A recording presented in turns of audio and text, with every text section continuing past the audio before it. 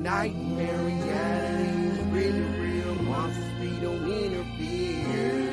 Cause you show no sign of weakness here. Swiss Frankie on the beat. Reality is really weird. Dreaming in a nightmare. Reality is really real. Monsters, we don't interfere. Cause you can't show no signs of weakness here. Now when you're dreaming in the night, reality is really real. Monsters, we don't interfere. Cause you can't show no signs of weakness here. Cause when you're dreaming in the nightmare, reality is really real. What you think, you can stay asleep? It's a dream or a nightmare. Hell no, man, life here. If you haven't better not show no fear. This the reality, we live in totality, but watch how you handle me. No weapon against me shall prosper. I swear to God, boy, I'm about to drop you no pinky, cause nobody caring who shot you. I'm a bad boy, nah, I'm a bad man. You wanna try me, go ahead, take a stab at it. Cause I'm gonna drop you like a bad habit. Oh yeah, these crackers is a bad habit. When I catch you slipping, I'm so unforgiving. I'm so lyrical that it's unforgiving. I'm repping the H and my last name is Zulu. You can call me the revolutionary guru, the cultural thriller in Manila. I'm in y'all, the cracker killer, the revolution will not be televised. I swear to God right now that I'm hella hot. Hella hot. Told me to cut off the lullaby. Wake up. African owned lyrics goodbye. When you're dreaming in the nightmare. Oh yeah. Reality is really You think about doing that, don't you? Monsters feed on Oh yeah, I have to cause you can't show no signs of weakness here. Now when you're dreaming in the night, reality is really real. Monsters feed on interfere. Cause you can't show no signs of weakness here. Cause when you're dreaming in the nightmare, reality is really real. The trip got me like, boy, you better get up. I know that you fed up, but you cannot let up. You will not die old. You leaving here wet up. The ones you trust the most is probably the setup. They live in facades. You live in the booth. They tell lies. You are. What's going on, everybody? Welcome to the Realize Show. Welcome. Welcome. Look who's back, y'all. Move the flyer. Hey. Let them see who's back here. Hey. And she left me last week, and I called her over and over. I said, Brooklyn, you coming? She's like, look, I told you I don't feel like coming this week.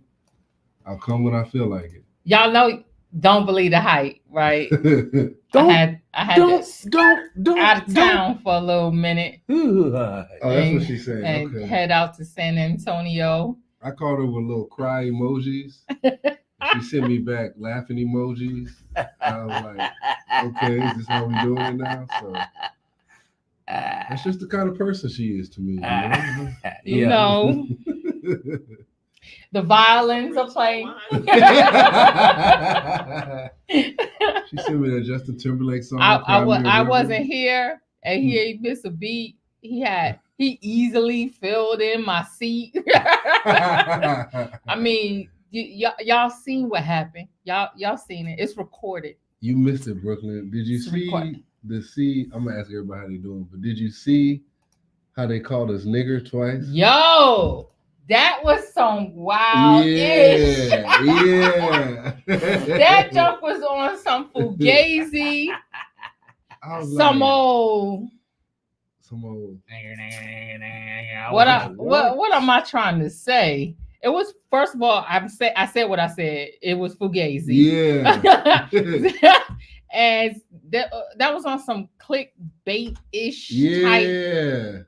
Yo, it's pure stupidity, but I thought it was actually hilarious at the same time because I was like, you sounded nervous. Yeah. And what's this? The 2023 hood? Yeah, the Klansman. We still can't see your face. You still punking out. I was like, yo, that's, if you ever want to see a coward or hear, you can't even see it. If you want to hear a coward, watch last show. Or if you want to know what cowards, this is cowardly. What it looks like, what it sounds like, the voice is disguised. Yeah. All kinds of stuff, right? And it you got on like an Autobot. You can't even call it a real voice. That was sick. Lame. I'm like, yo, can you get no lamer? and then it played for a long time. I'm gonna reserve that one to Malcolm. Y'all should ask him some hard questions. Why you let it play so long, dog? Malcolm, you let them play side A and side B. Well, see, I was in a state of disbelief at first. I'm like, okay, that's not what I'm hearing. That's not what I'm hearing. And then I was like, that is what I'm hearing. But that was on like number 4 when I said, okay, he is saying what I think I'm hearing. Well, yeah, when it first popped, it took me about 2 seconds. I was like, oh yeah. Oh, that's how we doing it? Oh, okay. Like, dang. And then he kept calling back, little Autobot. He called the second time. Wait, yeah. So the Autobot is a racist too. AI is racist too. AI, y'all. they got AI programmed to be racist too.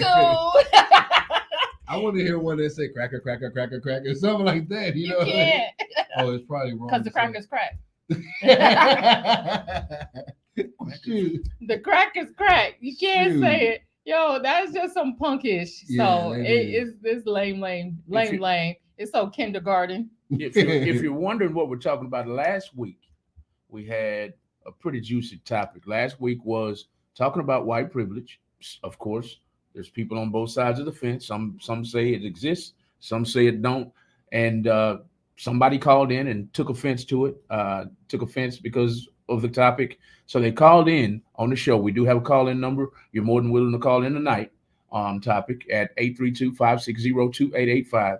But they took offense to us talking about white privilege and called in using the N-word provocatively. That's crazy because, the topic wasn't even white privilege. It was the real criminals of society. The real criminals. Yeah. And then it turned in to that. On this side to that. And then it turned again. But here's how you need to know. This is what you need to know most important. Real G's move in silence. Exactly. And ain't nobody faded by nothing like that. You saw everybody laughing. And elevation is real. Right? When you levitate, you never have to gravitate to somebody else's level. So say that again. Y'all, when you levitate, you never have to gravitate to somebody else's level. True. So all I can say is there's a few songs. You could never ever get on my level. You little stupid. I ain't worried about you. I don't give a fuck about you or anything that you do. And in a bot type way, that's a perfect song because he continues to say, I don't give a So back at you. Walking out the peace sign. I hope you enjoy yourself. I hope you send another replay. I mean, do what you do. You probably was playing it while you was whacking off. So beat your meat in peace. That's one up from Brooklyn. For real. And that's all the way from the soul of my coaching. You know what's dope? I rewatched it, right? And I noticed all the brothers on there, which you got to explain this Holy Trinity. I thought that was dope. Oh, yeah. But the Holy Trinity was in the house. Yeah. For sure. Everybody on there was laughing.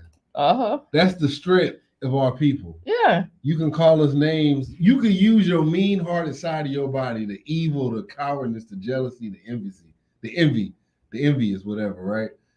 And we still had the conversation. The flow kept going. Nobody got. They call us crazy animals, but no one got up and said, "God, good man, I'm gonna get on your butt." Like no, nobody was caring. For me, that's why we had a couple of shows ago, and I said our focus, and I think it was a beautiful example of that in that show, should no longer be really about racism. Because here's the thing, you got the right to hate whatever you want to hate. Exactly. I mean, I'm Little Kim. Look at me, look at you. If I was you, I hate me too. It's okay. I get it. Why not? The only thing is that you can't let your hate let the necessary occur. That's Jay-Z. Just got all the lyrics today in my head. So you just can't let that get you in trouble. That's all I can tell you.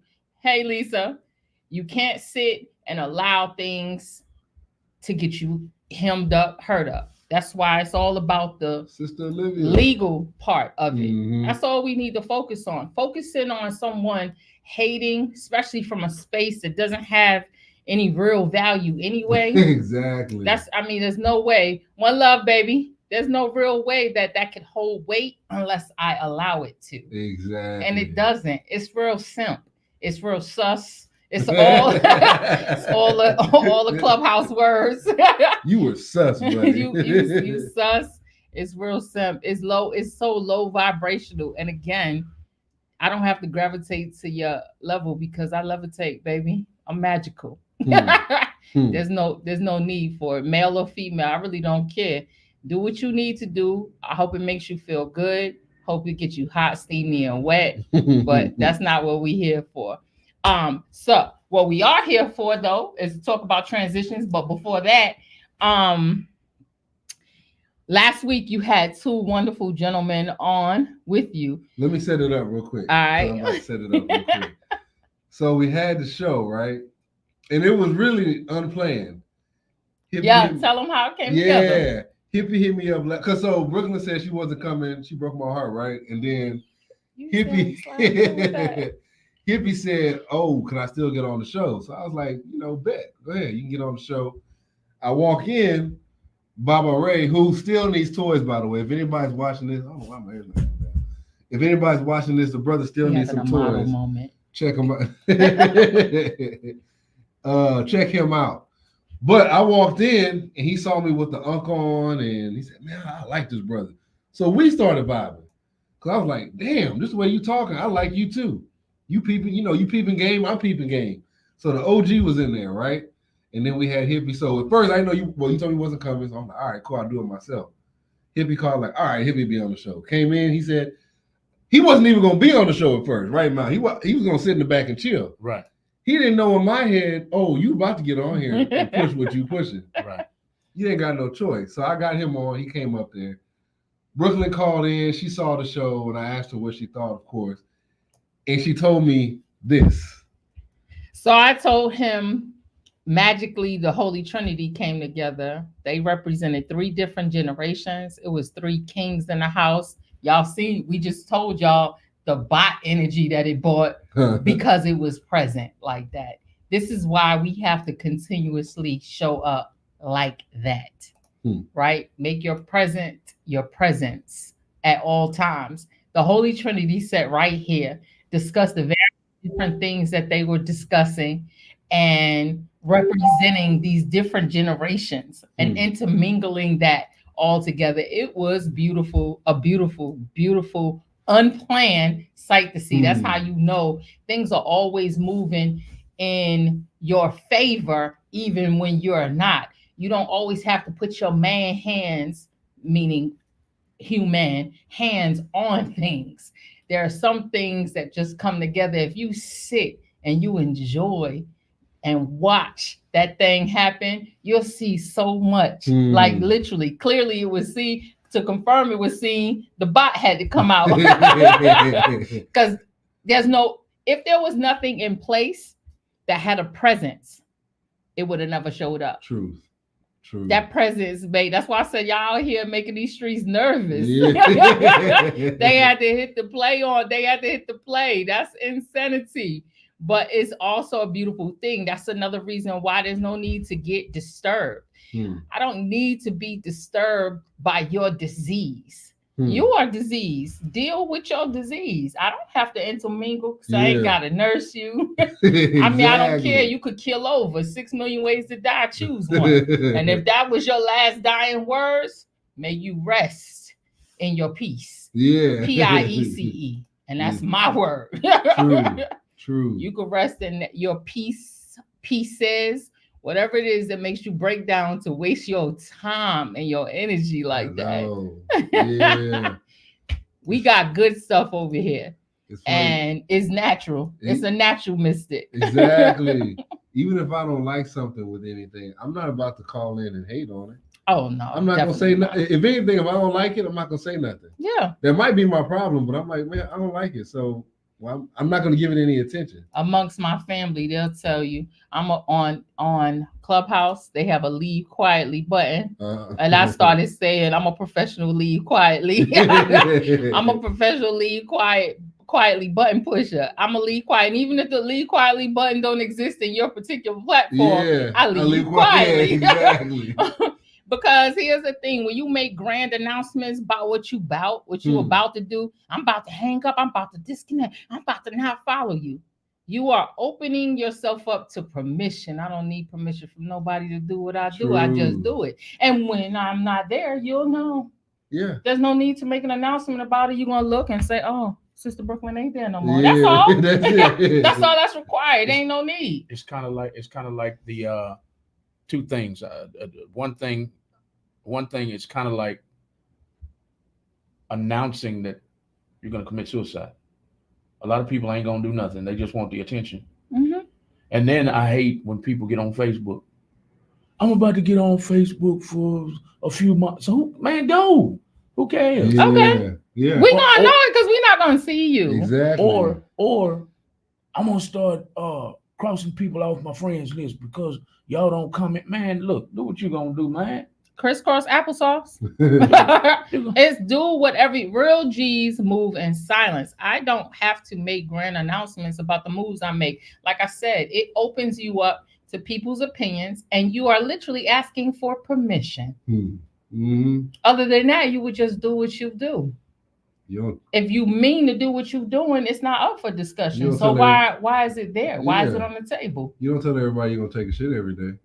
I don't tell you I'm about to punch you in your face. The only time you hear me say I'm about to punch you in your face, that's joking. You know I'm not about to punch you. That's a good example, right? Yeah. I'm about to punch you in your face. You know I'm not gonna punch you in your face. And then, because if I did say that, who stands there and waits to get punched in the face? Like, you are? Oh, wow. Dang, that's messed up. Yeah, boom. Like, none of that makes sense in real time. So, to our trolling ass bot, you idiot. That's all I have to say. And with that, we big you up. Hey, Brother Ed, one love. Brother Ed. We wish you a peace. I'm gonna, leave it there. So I have some stuff that I'm about to set up for y'all with some very groovy and wonderful people that y'all need to check out who are in their best life doing it.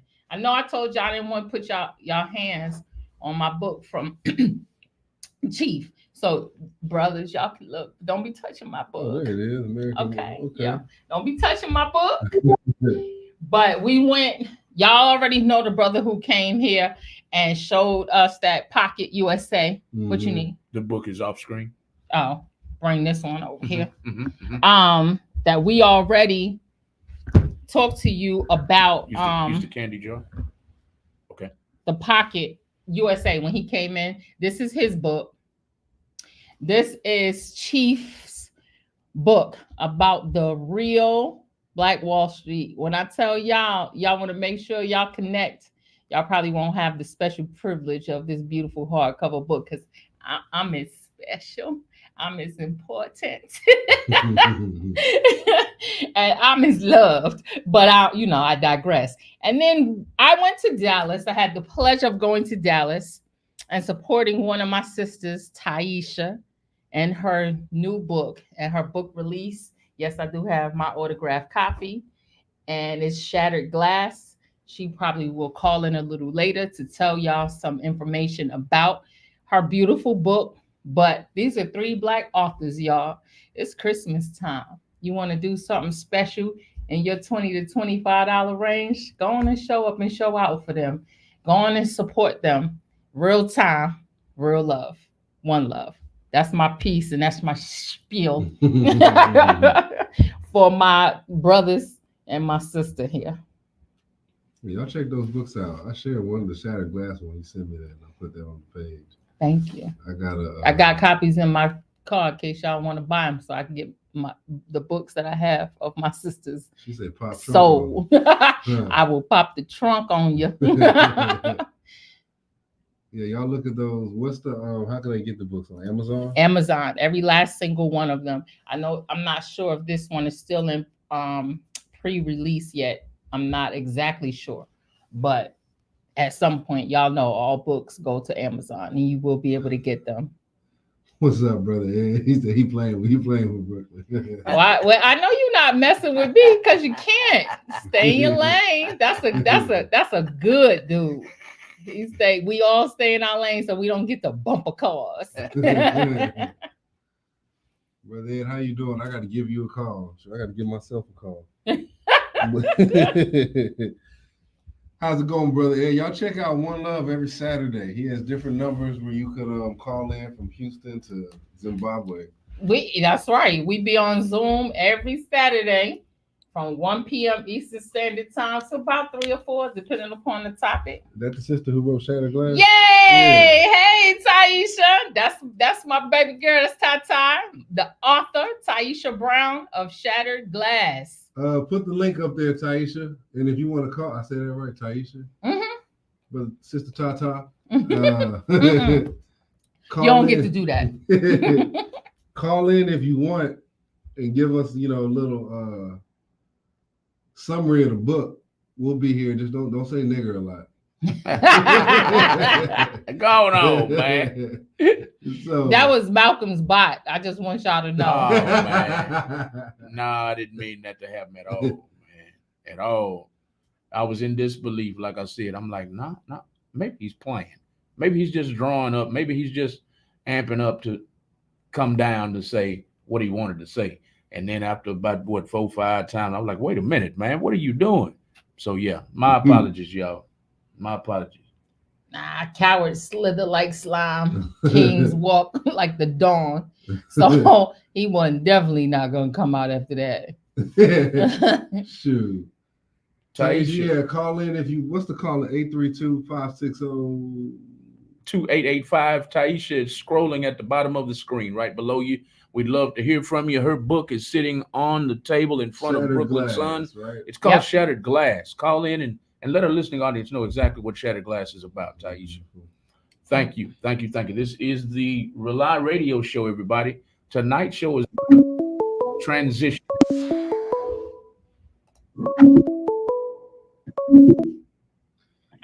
Hello, is this Taisha? Hello. Hey, how are you? Hey. I'm good. How is everyone doing this evening? Oh, we're all doing good. My left eye hurts, but I'm still good.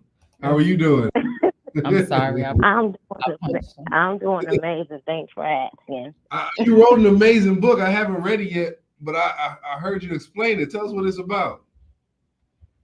Wow. Let me first say thank you, Sister Brooklyn, for this opportunity. Thank all you guys for this opportunity.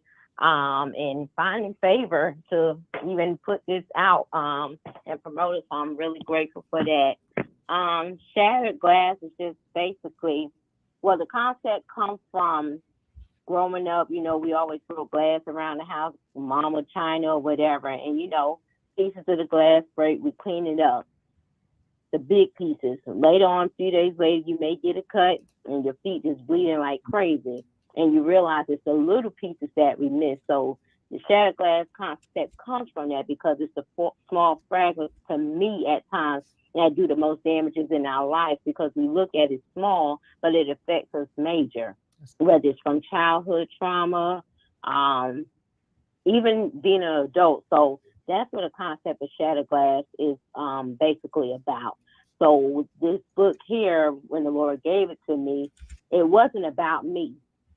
The way I looked at it. It was my story, but it wasn't about me because a lot of times we do things in life or things happen in our life that have nothing to do with us. It's for the benefit of someone else. As much as I didn't want to do it, I knew I could not be selfish, but I had to be obedient because there are women and people out there that deal with many different things in life and sometimes don't have direction or even know if it's okay to speak up. On certain things in life. So I just really obeyed God with this, and whenever he told me to get on a computer and write, and whatever he told me to release, that's what I did. That's right. That's what's up. It's a real process when you are obedient and you work at disciplining yourself to be obedient. It's a serious process. Tell me one thing that you have taken away from this initial process. It's trusting the process, trusting myself. That's right. Trusting myself, because again, it's easy to be you on a day-to-day, but do you trust yourself in what you do, how you do, what is your perception of life, how do you perceive people in your life? So that's one of the main things I got, was trusting me in the process. Because a lot of times we can't really trust ourselves. That's right. And that's just, we don't. That's right. That's because we take decisions we made in life, whether good, bad, indifferent, and we be hard on ourselves. So it makes us, it clouds and just messes us up a lot of times. So that's just one of the things. It's just really trusting me in this process. That was beautiful. Thank you, Queen. With this being your first book, right? Published? Yes. With that first experience, will you do it again?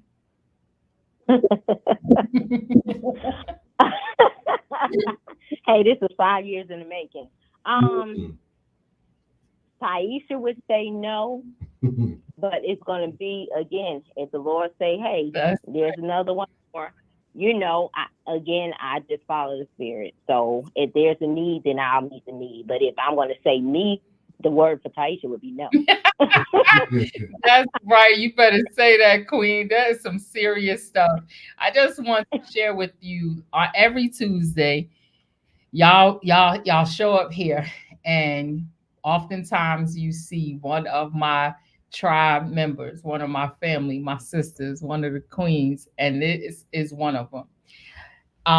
Brother Chief is another one. Y'all see Ed in here, you see Olivia, you see Ja. I just want to give y'all so much thanks, because we literally are the embodiment of what community is. We all live in different places. That's a Jersey girl, but she lives in Florida. She came up here to do her book signing in Dallas. Me and Sister Javette got in the whip, rode out to support her.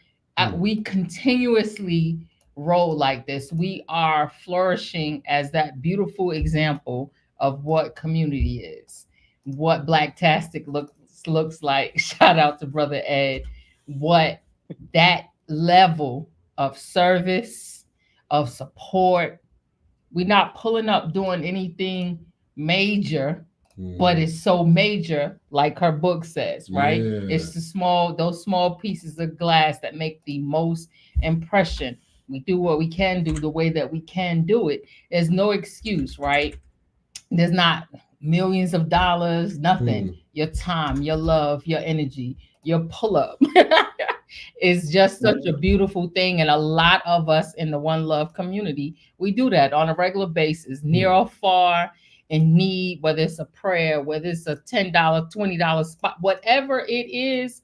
We have been doing that in a majorly authentic way, without a clout chase, without a let me do everything I can for you because I know you could get me to the next thing. I'm just doing because I want to, because I love you genuinely, and we didn't grow up together. We met together in this situation, in this environment, and it is authentic as hell. I love that girl. That was my first time meeting her. That was our first time all meeting in person. So it was beautiful. I just want y'all to know, in a non-braggadocious way, but real braggadocious, because it's super dope, it can be done. It can be done. It can be done. All of us have in common is a want to. Nobody is really convincing us.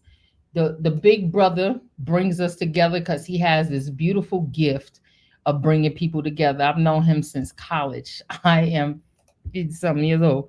I've known him since college. That's a long time. Yo. You years old. You know, I'm breathing in the water. Years old. But that's a beautiful situation. And look to see one of our kings, one of our queens just rising like that. And all we got to do is show up, pull up, and support in a beautiful way. And this is not junk. This is not garbage. Yeah. You know, when you spoke to Chief about when you asked him your $1 million question, right? About how did you do your research, right? Yeah. This is beautiful. So, Queen, I just want to thank you for taking the time to come in, giving us a call, sharing with us what your book is about. Is there anything else you would like to share with us? Any parting words? Because I know I need to let you go. Oh, I want to ask a question before you say something. Can I ask you a question? Sure. Cool. Sure. Thank you. So you wrote this book. Who is this book aimed towards when you wrote it? Like, what was in your spirit to write it? Who's in your spirit to write it to? You know what? To be honest, I had no direction when it first came. To be honest, I had no direction, no desire, no will. And when, you know, people be like, a prophet came and said, hey, God said you have a book to write. And I'm looking at her like, yeah, whatever, you're crazy. Because there's nothing for me. You know what I'm saying? Not me, not this little girl from Jersey, you know what I'm saying, from the project. She don't have nothing to say. You know what I'm saying? Because, again, a lot of times you can't see past your current or where you've been. And I contemplated. And when the Lord spoke, it was like, okay, yeah. And she said, but you have women that needs to hear what you have to say. And so I'm thinking, well, I guess I'm talking about divorce, but I'm like, I don't want to talk about that, you know? So I fought a lot of times because it was nothing I had to say. Sometimes we don't feel good enough or worthy, especially at that time of my life, that I had anything that anybody needed to hear from me because I was shattered. So what can I say to anybody?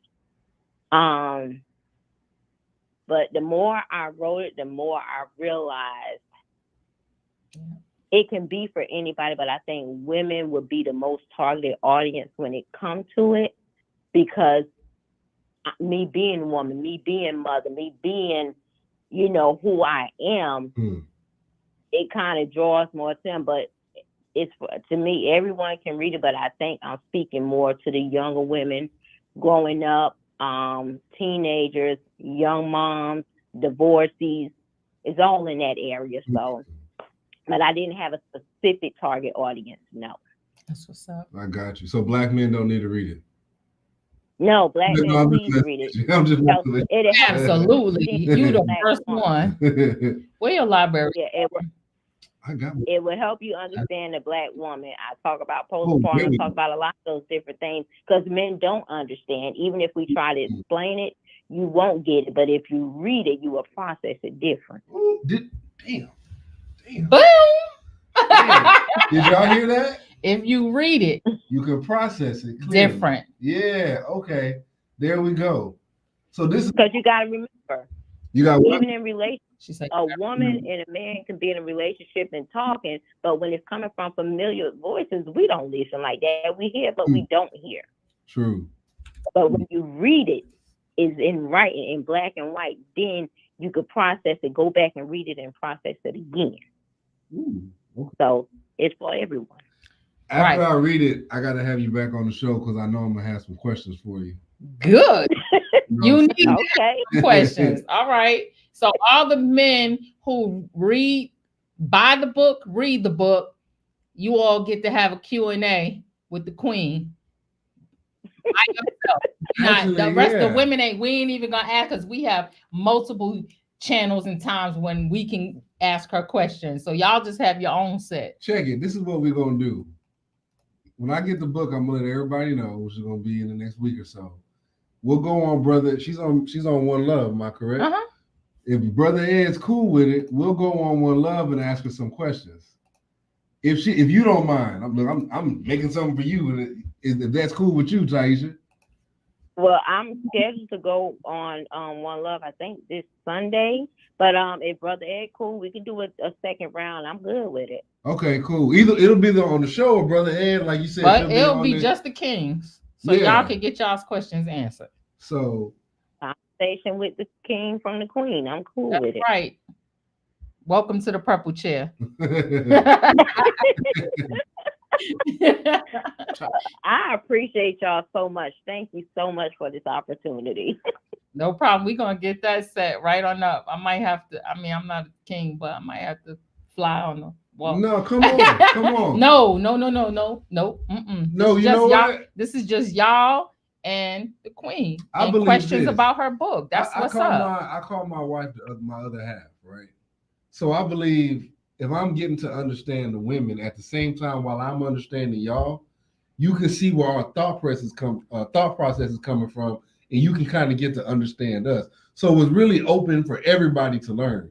So if you want to be a fly on the wall, that's great. You can get some new foods and everything. And you saying that y'all get on Brother Ed's this Sunday if you read it beforehand, but I'm gonna have a whole nother show dedicated to just that. And I'm gonna have some questions, and brothers can call in whenever you're available. Yeah, they need some time to read the book. Yeah. So this Sunday y'all read it, but I'm gonna get the book probably this weekend or Monday. I'm gonna let you know when I get it. I'll probably go on my page, and then I'll let you know on Tuesday also that I got the book. Then we gonna ask some questions to start a not saying anything's broken, but a dialogue. Mm-hmm. You know what I'm saying? Okay. Yeah, that'll be dope. So we're gonna have to have you on again via phone call or video. We're gonna work it out. Okay, definitely. I appreciate that. Look forward to it. As you wrote the book, I look forward to reading it. All right. Before we let you go, He said, let's do it. It's spelled He said, let's do it. Taishia. Cool, Is that pronounced correctly? Taisha. Taisha. Tyeshia. Right. That's why I Okay. was like Taishia. Okay. Taisha. I have one more. I want you to let the listening audience know what the name of the book is, just to rehash. What's the name of the book? The book is named Shattered Glass. You can find it right now on Amazon. And make sure when you put in Shattered Glass, you can put in by my name, Taisha Brown. It'll be easier to pull. I also put the link in the chat, so you can follow the link in the chat, which will take you to the website, where you can purchase the book there. And Sister Brooklyn has some as well. That's right. Pull up on my bumper, baby. I popped that trunk for you. I got it. Sister Jock got some too. We got her cut, scattered, covered, and smothered like Waffle House up in this John. If you need it. Be on the corner waiting for y'all. Pop truck. I'm gonna be like Master P with these books. Listen, that's how he started. Let's do it. I'll be like they do when we walked across the bridge between Brooklyn and Manhattan, and the people be out there on the bridge selling stuff, right? And my little itty bitty great niece, there's one person's out there selling water. $1, $1, cold water, $1. She said that the whole weekend. She was $1, cold water, $1. So I'm gonna be out there like that. So y'all catch me. Just know I'm not pushing dope for your veins, but dope for your brain. Already. Keep that question up there, and then we gonna. Taisha, did you want to say something else? Oh no, I'm good. Unless you have more questions, I'm good. Oh, I will. Brother Ed says, "What 3 things you feel black men don't understand about black?" Oh, you women? were asking that to Taisha. Yeah, okay. I mean he's asking that to everyone, I guess. Well, Taisha, since you on here real quick, what are 3 things you in your experience you think black men don't understand about black women? That we're honestly emotional creatures, and that's in every aspect of it. So black men can't just pick and choose what they feel is important with our emotions. We are emotional in every aspect of our being, number 1. Number 2, I don't think the black men understand that we carry a lot in our mind daily. We know y'all have y'all issues, but we're carrying the household, we're carrying the children, we're carrying our jobs, we're carrying so many different things because we are equipped to handle it. Number 3, the black men do not understand how important reciprocation is. Not just in relationships, in every which way possible, reciprocate. You basically, again, in order to receive love, you give love. We give the best love when we're loved properly. So those are three things I think the Black men don't really understand about a woman. Yes, indeed. What say you? How y'all feel about that, Black men? Oh, thank you, Queen. Yeah, I appreciate that. I appreciate that.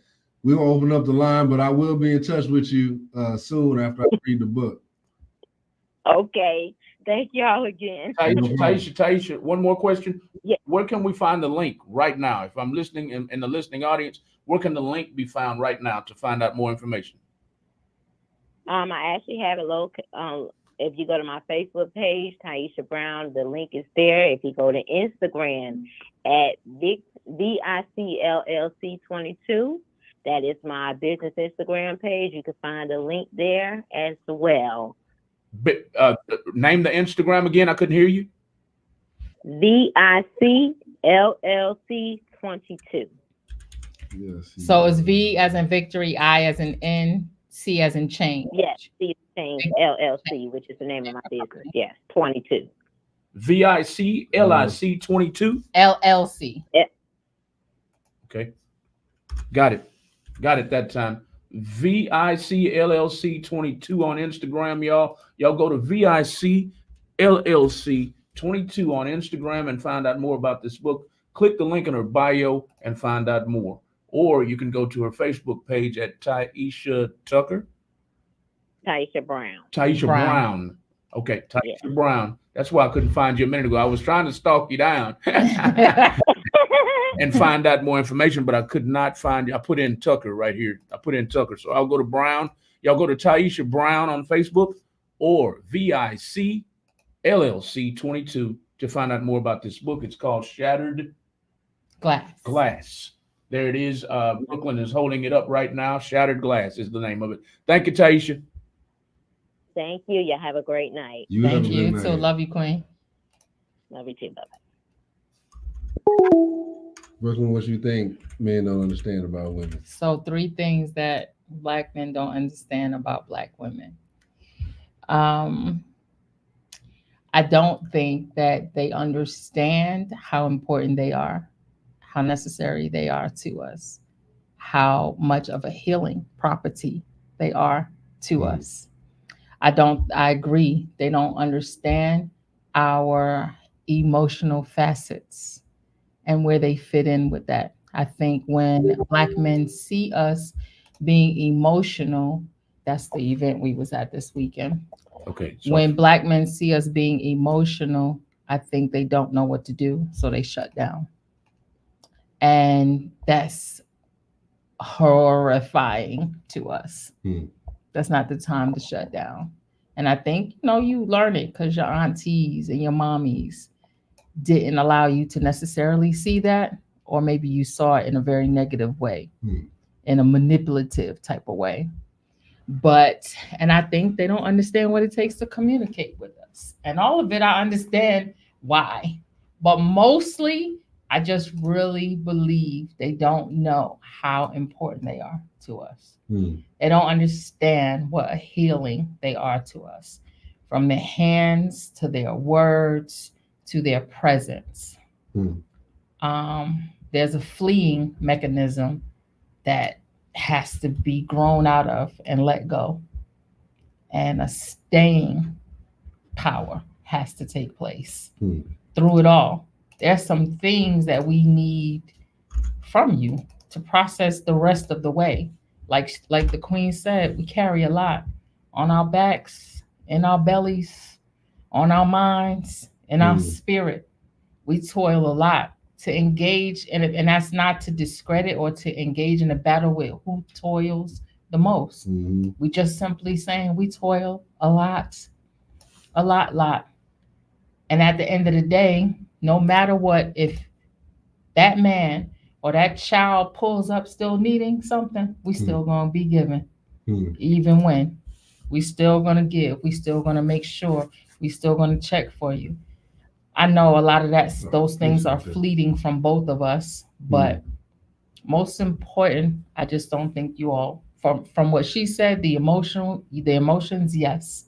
Explore those emotional facets, but also explore all of the healing abilities that you have for us. A lot of us wouldn't be sick with a lot of the things that we had If you would just explore that, you have the power to heal us from so much. We're talking about transition tonight, y'all.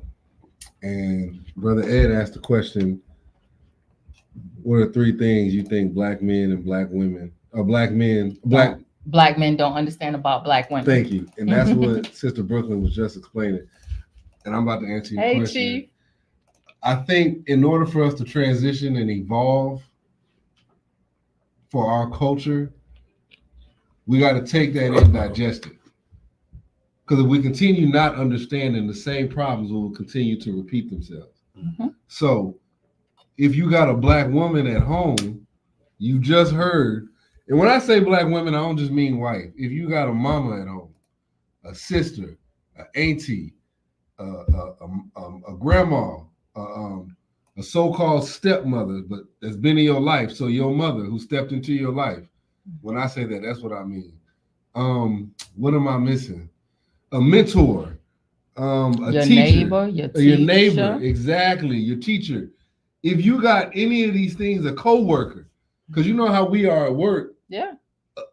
We connect. We could be like family at work. Have just each because, other's back. exactly. Just because we in a position that we don't want to be in. Some of us, you know that the house ones connect. Some of us, and even whatever. But what I'm saying is, when we connect, we gotta have their backs. But we gotta. If they get real emotional, you gotta have their back. You can't, from what you say, especially in the work. Yeah, because in the work, exactly. That stuff that be happening going down the workplace is vicious. We gotta have each other's back in that workplace, in public. If they so-called, I'm only using spaz out to bring light to the situation. If they have an emotional eruption, correct? If it starts to just overflow, we got to use our hands, as you say, to control that fire, to make sure no one steps in that volcano. Not to get hurt, but so they don't get hurt. And so we don't get hurt. We got to transition our thought process. So if you see one of the women, you don't know what she came in here, what was already happening in that volcano, not to compare y'all to a volcano, but for the lack of better words, what happened for her to erupt? You see what I'm saying? And we, just from what you're saying and what the sister was saying, and using the fire erupting as emotions, correct? So everybody knows what I'm saying. When the fire erupts, that's their emotions coming out. Just gooing out, just pressing out. We can't get scared and run and then come back and want to ask, oh, what's your problem? You can't act like that in front of people. If I'm not mistaken, that does more damage than good. Yes, it does. Okay. So we gotta if I'm already feeling like they're against me and you come with, I'm like, so I'm just out here? Exactly. We done pretty much took your clothes off and you wanted to keep them on. Yep. It's hella damaging. I always say to people, it's oftentimes better to do nothing than to do something that creates more damage. That's true. That's true. And you are better off doing nothing at all. Exactly. And that is a lot of our fathers and grandfathers have taken that position when they left. And those conversations aren't had, but that's for another time. But we need you to be present. No different than if you was about to blow up and almost ruin your situation, and your mama, your grandmother, your wife will get in your face, straighten up your tie, and speak a king's language in your ear, and have you turn around and go in and command that whole situation. We need that too. We need you to see us. Y'all need to do that to the women. If you see them flipping, first off, get over there and like, hey, she good. She good. Let her be her. And don't nobody touch her while we doing that. Don't no one say nothing to her while she doing it. Chill out. Because if this was your mom or somebody else, even if it wasn't, don't touch her. I don't need to explain why not to touch her or say nothing to her. Just don't do it. You see what I'm saying? So I think we need to transition that, man, when our parents flip out or whoever flips out. And I'm not saying flip out like it's a bad thing. But when they do that, it sure isn't. It's an energy, and exactly. it has to release. We are each other's place of respite. Yeah. Right. We know how to do it when we on some fuckery, and we are that's where blah blah blah blah blah blah. We know how to do it that way. Yeah. So we can also do it that. To everything, there's a season, and there's an opposing. Exactly. If you can do it this way, you most certainly can do it that way. It's just simply a matter of choice. Exactly. And it's nothing, and to the second part, because it's a duality of responsibility in it, we have to allow ourselves to receive it. I was just about to say and that makes it hard. It makes it hard because we're not used to. True. Okay. So patience is something I learned with my kids. And if you really care about your women, like some of us proclaim, and I'm always about action. I'm not about saying it. If anybody's within the confines of my voice, listen to this. If one of our women is flipping out and you feeling it like, oh, okay, this sister, okay, let me get right here. Think about it like sex and birth. Yeah. God gave you seed to give to her. Exactly. That's what we're needing. And I'm not talking about the physical seed of sex to create babies. You still give seed. Whatever you give a woman, she will grow. If you believe in that story that Adam gave half the rib to Eve, if you want to take that as a literal sense, that means a part of you is in her. So you got to think about it as if you're protecting a part of you. You see what I'm saying? If not, what's your return on your investment? Exactly. You invested in her. You are in her spiritual vest. You got to protect her. And no matter what the cost is to you, you got to be unapologetic. You on point, Zulu Hurricane is a Black woman expression of dissatisfaction with us and the United States. But we'll get to that later. You know what I'm saying? We got to protect them, man. And we got to be there for them when they're vulnerable. So if she's sitting out there naked, take off your damn shirt and put it over her. You see what I'm saying? You got your own right now, so I'm putting it on. But we transition to that. If you're not already doing that, that's what transition isn't just death or getting a new degree. We got to be on another degree with our women because those are the only relationships that really matter when you think about it. We go to work and we'll do anything we can for massa. Oh yes, because I need that paycheck, but she needs her peace. And if she's at peace, then guess what? We're at peace. And I'm not talking about that in the traditional sense of you make sure the wife is happy. Because if you making sure she happy, she gonna make sure you happy. If you making sure she peaceful, she gonna make sure you peaceful. And it's not because you owe me that, it's because I want you to have that. Like the Queen said, reciprocity.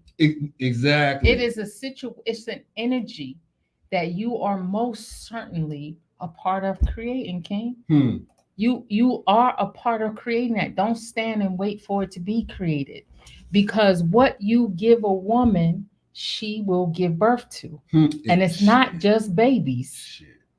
It's not just babies. It's crazy you just said that about being peace. I just finished writing something earlier today that dropped in my spirit about peace. A and peace I. What is the difference between the two? You have to make a decision whether you want a peace or you want peace. Whether you want to be in pieces or experience peace. It's a decision. It's a decision. Those pieces of you, like this shattered glass, the itty bitty teeny tiny ones are gonna get all up in your soul, and they're gonna bend and twist you. They're gonna misalign you. They're gonna break you because you already know to be cautious of the big pieces. You can see the big pieces, and if you don't get yourself aligned in order and in a place of peace, you will never get to experience it. If you only experience hell from a man or hell from a woman, you got to ask yourself, am I actually hell? Because I am what I see. I attract what I am. When women have, my sister was the first one in reference to having a conversation about dealing with narcissistic men. I said, but you got to pay attention to the narcissist in you. Exactly. You must. Exactly. You got to ask yourself questions like, why am I attracted to men like this? Because it comes back to something about me. There's something in you. Because the first thing you ask somebody, if a woman spent her whole life and had sex with a man who was a serial rapist or slept with her daughter on a regular night, you got to ask yourself, what's wrong with you? What is it in you? Yes, what he's doing is wrong. That's correct. Absolutely. Mm-hmm. But what is going on with you? Because what makes you attracted to him? Mm-hmm. You could spread your legs to a man who's spreading your baby girl's legs. Mm-hmm. It has to come back here. You got to ask yourself some questions because you can't really do nothing about fixing nobody else. No. But if you can figure out, like, that's the reason why I became a soul coach.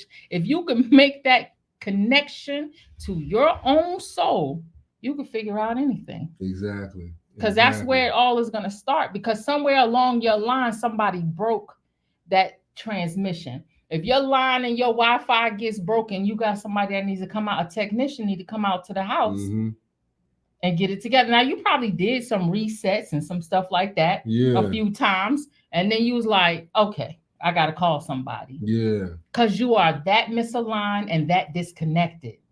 At that point, you need help. In this transition, y'all, you got to first, like she said, look at yourself. If you're in a relationship right now, you got, and I say this every There's show. There's nothing like a common presence of a man. That's true. Right. That's right. You know what? Even my pops, man, I realized when the divorce happened, and I'm outraged. I'm like, well, what's happening? He's like, you know what? Always love your mother, no matter what. I didn't understand what that meant till I got old. Not what it meant. I didn't understand what it took to say that. Because you literally got broken.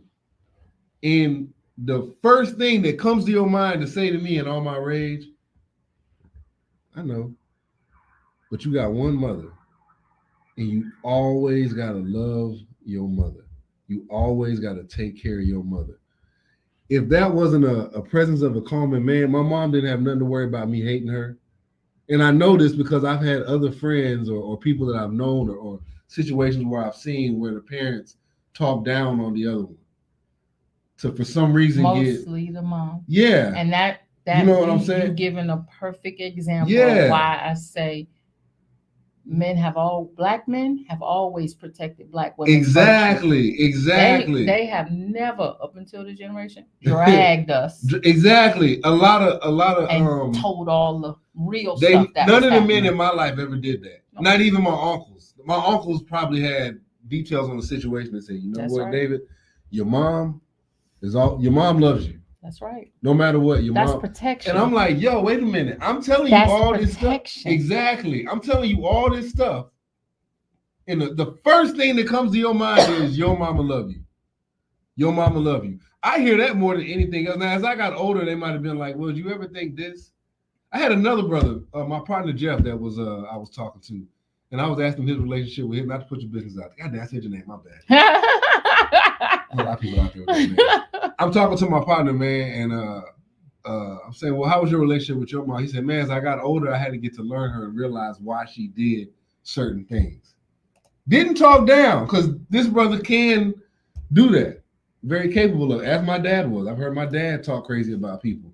But the first thing he said was, I had to get on, realize what she was going through in order to communicate with her.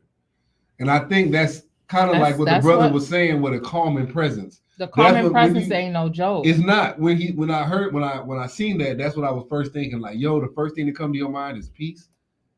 A peace, you know what I'm saying? Or the peace was like, hey. I get it. Believe me, I get it more than you ever will at this point in your life. Yeah. But that's still your mama. You still need to respect her, and we can still talk, but you got to talk in a respectful manner. But that's what a man does. A man lays a foundation before he builds his house. You understand? Mm-hmm. And if that means that there's a whole bunch of men in our lives, and unfortunately, a wrong narrative with a wrong press went out about black men, and then it became true. Because we manifested it. Yeah. But nevertheless, initially, that's not what it was about. Initially, he took the entire loss in our community. Can't speak for nobody else's. The narratives were half truths. He took the entire loss, meaning the ridicule, being talked about, dogged out, Hmm. he took the initiative and protected you and your virtue all the while. That's why you can't get me to blow that kind of smoke about black men. I know what I know. Now, what I thought when I was growing up and my father wasn't there, I was in the same bed. My daddy left me. And wasn't nobody correcting me or telling me no truths, nothing like that. And then I became grown. And I had relationships of my own. And I seen relationships. And I was like, y'all need to stop lying on these men. This ain't true. And then I watched my favorite show, Good Times. And now that black daddy there that wasn't allowing nobody to come and break up his family, because that's what was happening during those times. There are men who left the homes because they felt my family is better off without me, being an extra mouth to feed, and the government will take care of them. Because Mr. Welfare was no joke. They came through the house to check for men things. Is a man around here? Yes. Because if a man is around here, we taking all of this back. Exactly. So he had to disappear. But those things weren't being spoken to us. It was just a belief, an energy that black men lead their families. And when I look now, all I see is one or two things. Either black men who are always with their family, you being one, or the manifestation of all of those lies. When she says, I gotta hop on. You know, nowadays when you work with the government, all you gotta do is get on a computer, type in something. Let me paint a picture for those who don't know. Before you would even get food stamps, and when I say stamps, I mean a little booklet that were stamped. The that coupons. Yes, the coupons. The funny money. Exactly. Or voucher, whatever it is you got. But there was a little coupon, like she said, it was a booklet like coupon. Some of y'all don't even know what coupon booklet is. It was like this book right here, but rectangle. You know what I'm saying? It was the size of dollar bills. Yeah, it was actually like a dollar bill, but it was in different a colors. coupon booklet in different colors. It was money. Yeah. Monopoly money. It was different colors. And before you got that booklet, before you went to the state's office and got that booklet, they sent someone to your house, most likely a woman, or you know, it was sent men too. They were white. Yeah, exactly. And it was called face to face. Exactly. You had to have that meeting before you got your book. And they would go through your entire house. Everything. Like you had a warrant out for your arrest. Yes. They would go through your rooms. Not looking just, they would go through your drawers. Looking for a presence of a man and the presence of living above what you should be living. Because they had a quota. Like, okay, well, you shouldn't have this. You shouldn't have a TV. You because shouldn't have check this out. Shoe, exactly. Too many shoes. Whatever. Women couldn't get certain jobs that men can get at that time. The factories paid a lot of money to whatever you was working at. It was mostly like a factory, a plumber, electrician. Yep. Those are the jobs we had back then. Yep. You see what I'm saying? So those were the ones that was paying. So if you was getting something on that salary, if you had too many groceries in your house, well, wait, how'd you get steak? This thing say it's outdated at this time. How'd you have it? Yeah. Little things like that could mess you up. So when she says the man left so you could have food in your mouth, so he wouldn't be another mouth to feed, that's why. Just so I could paint a picture for y'all to understand what was happening. A white man or woman would come inside and do that. Because with him out of the way, his family would be able to eat and have housing. It's a lot of sacrifices. Those don't get talked about. And it aggravates me and frustrates me. But so we built this dynamic between us. We don't trust each other, King. We don't trust each other, Queen. And that's what we have to walk our way out of. So we have to replace Sister Rose things. We have to replace habits because we've developed lots and lots of habits over these centuries. And we have to start breaking them. It's not generational curses. We're not generationally cursed. We are generationally habitual about the wrong damn thing. We got to develop new habits. When I asked that brother how he researched our way of thinking, they don't understand. We are not their children, and a lot of them don't understand that when we forgive and love, it's unconditional, and when we are through, God himself is going to have to come down here and tell us to take them back. That song that R. Kelly wrote, When a Woman's Fed Up, ain't no joke. He captured it. There's nothing you could do about it. That's true. And that is true. When a woman's fed up, she's fed up. Yeah. The brother, when I asked him on the show that a few shows ago how he researched, he said he had to go through newspaper articles and archives. Mm-hmm. Yeah, Chief. We got to do that with our families. That's right. We got to go through the archives. We got to go through the newspaper, the news that's on the papers that we had. That's right. And look at what really happened. Because I think a lot of us now, that stamp book, you're right. I think a lot of us now, we're basing it off the press junket that's been put out there. That's about right. us. You know what I'm saying? Like, oh, you know, black men do this. You know, black women do this. And we bake. You know what? I have conversations with brothers sometimes. You know how these black women crazy. Why do you think that? Why do you think that? Give me one example. That's not saying a movie. That's not a song. That's not some character or actor or actress or rapper that I don't know who it is. Give me something. I was talking to my brother Jay again about that. I said a lot of people use examples that they saw on the internet or on TV. Yeah. Back in the day, it was Waiting to Exhale. I'm just like Whitney. Angela Bassett. Oh yeah, I know Angela. The lady from here, the big one. Like a man crush, y'all. Oh man, that sounds like a grown man crushing. I know Angela. Y'all know what that is. Jessica watching? That's what I was going to say. Where your wife at? She know. Well, he said, I know who that is. We all, ladies, we know what that means when a man be like, oh, I know who that is. Trust me, I'm aware of her. She did the voice in Dr. McStuffin. She was in Waiting to Exhale. She had the short hair, the dark skin one.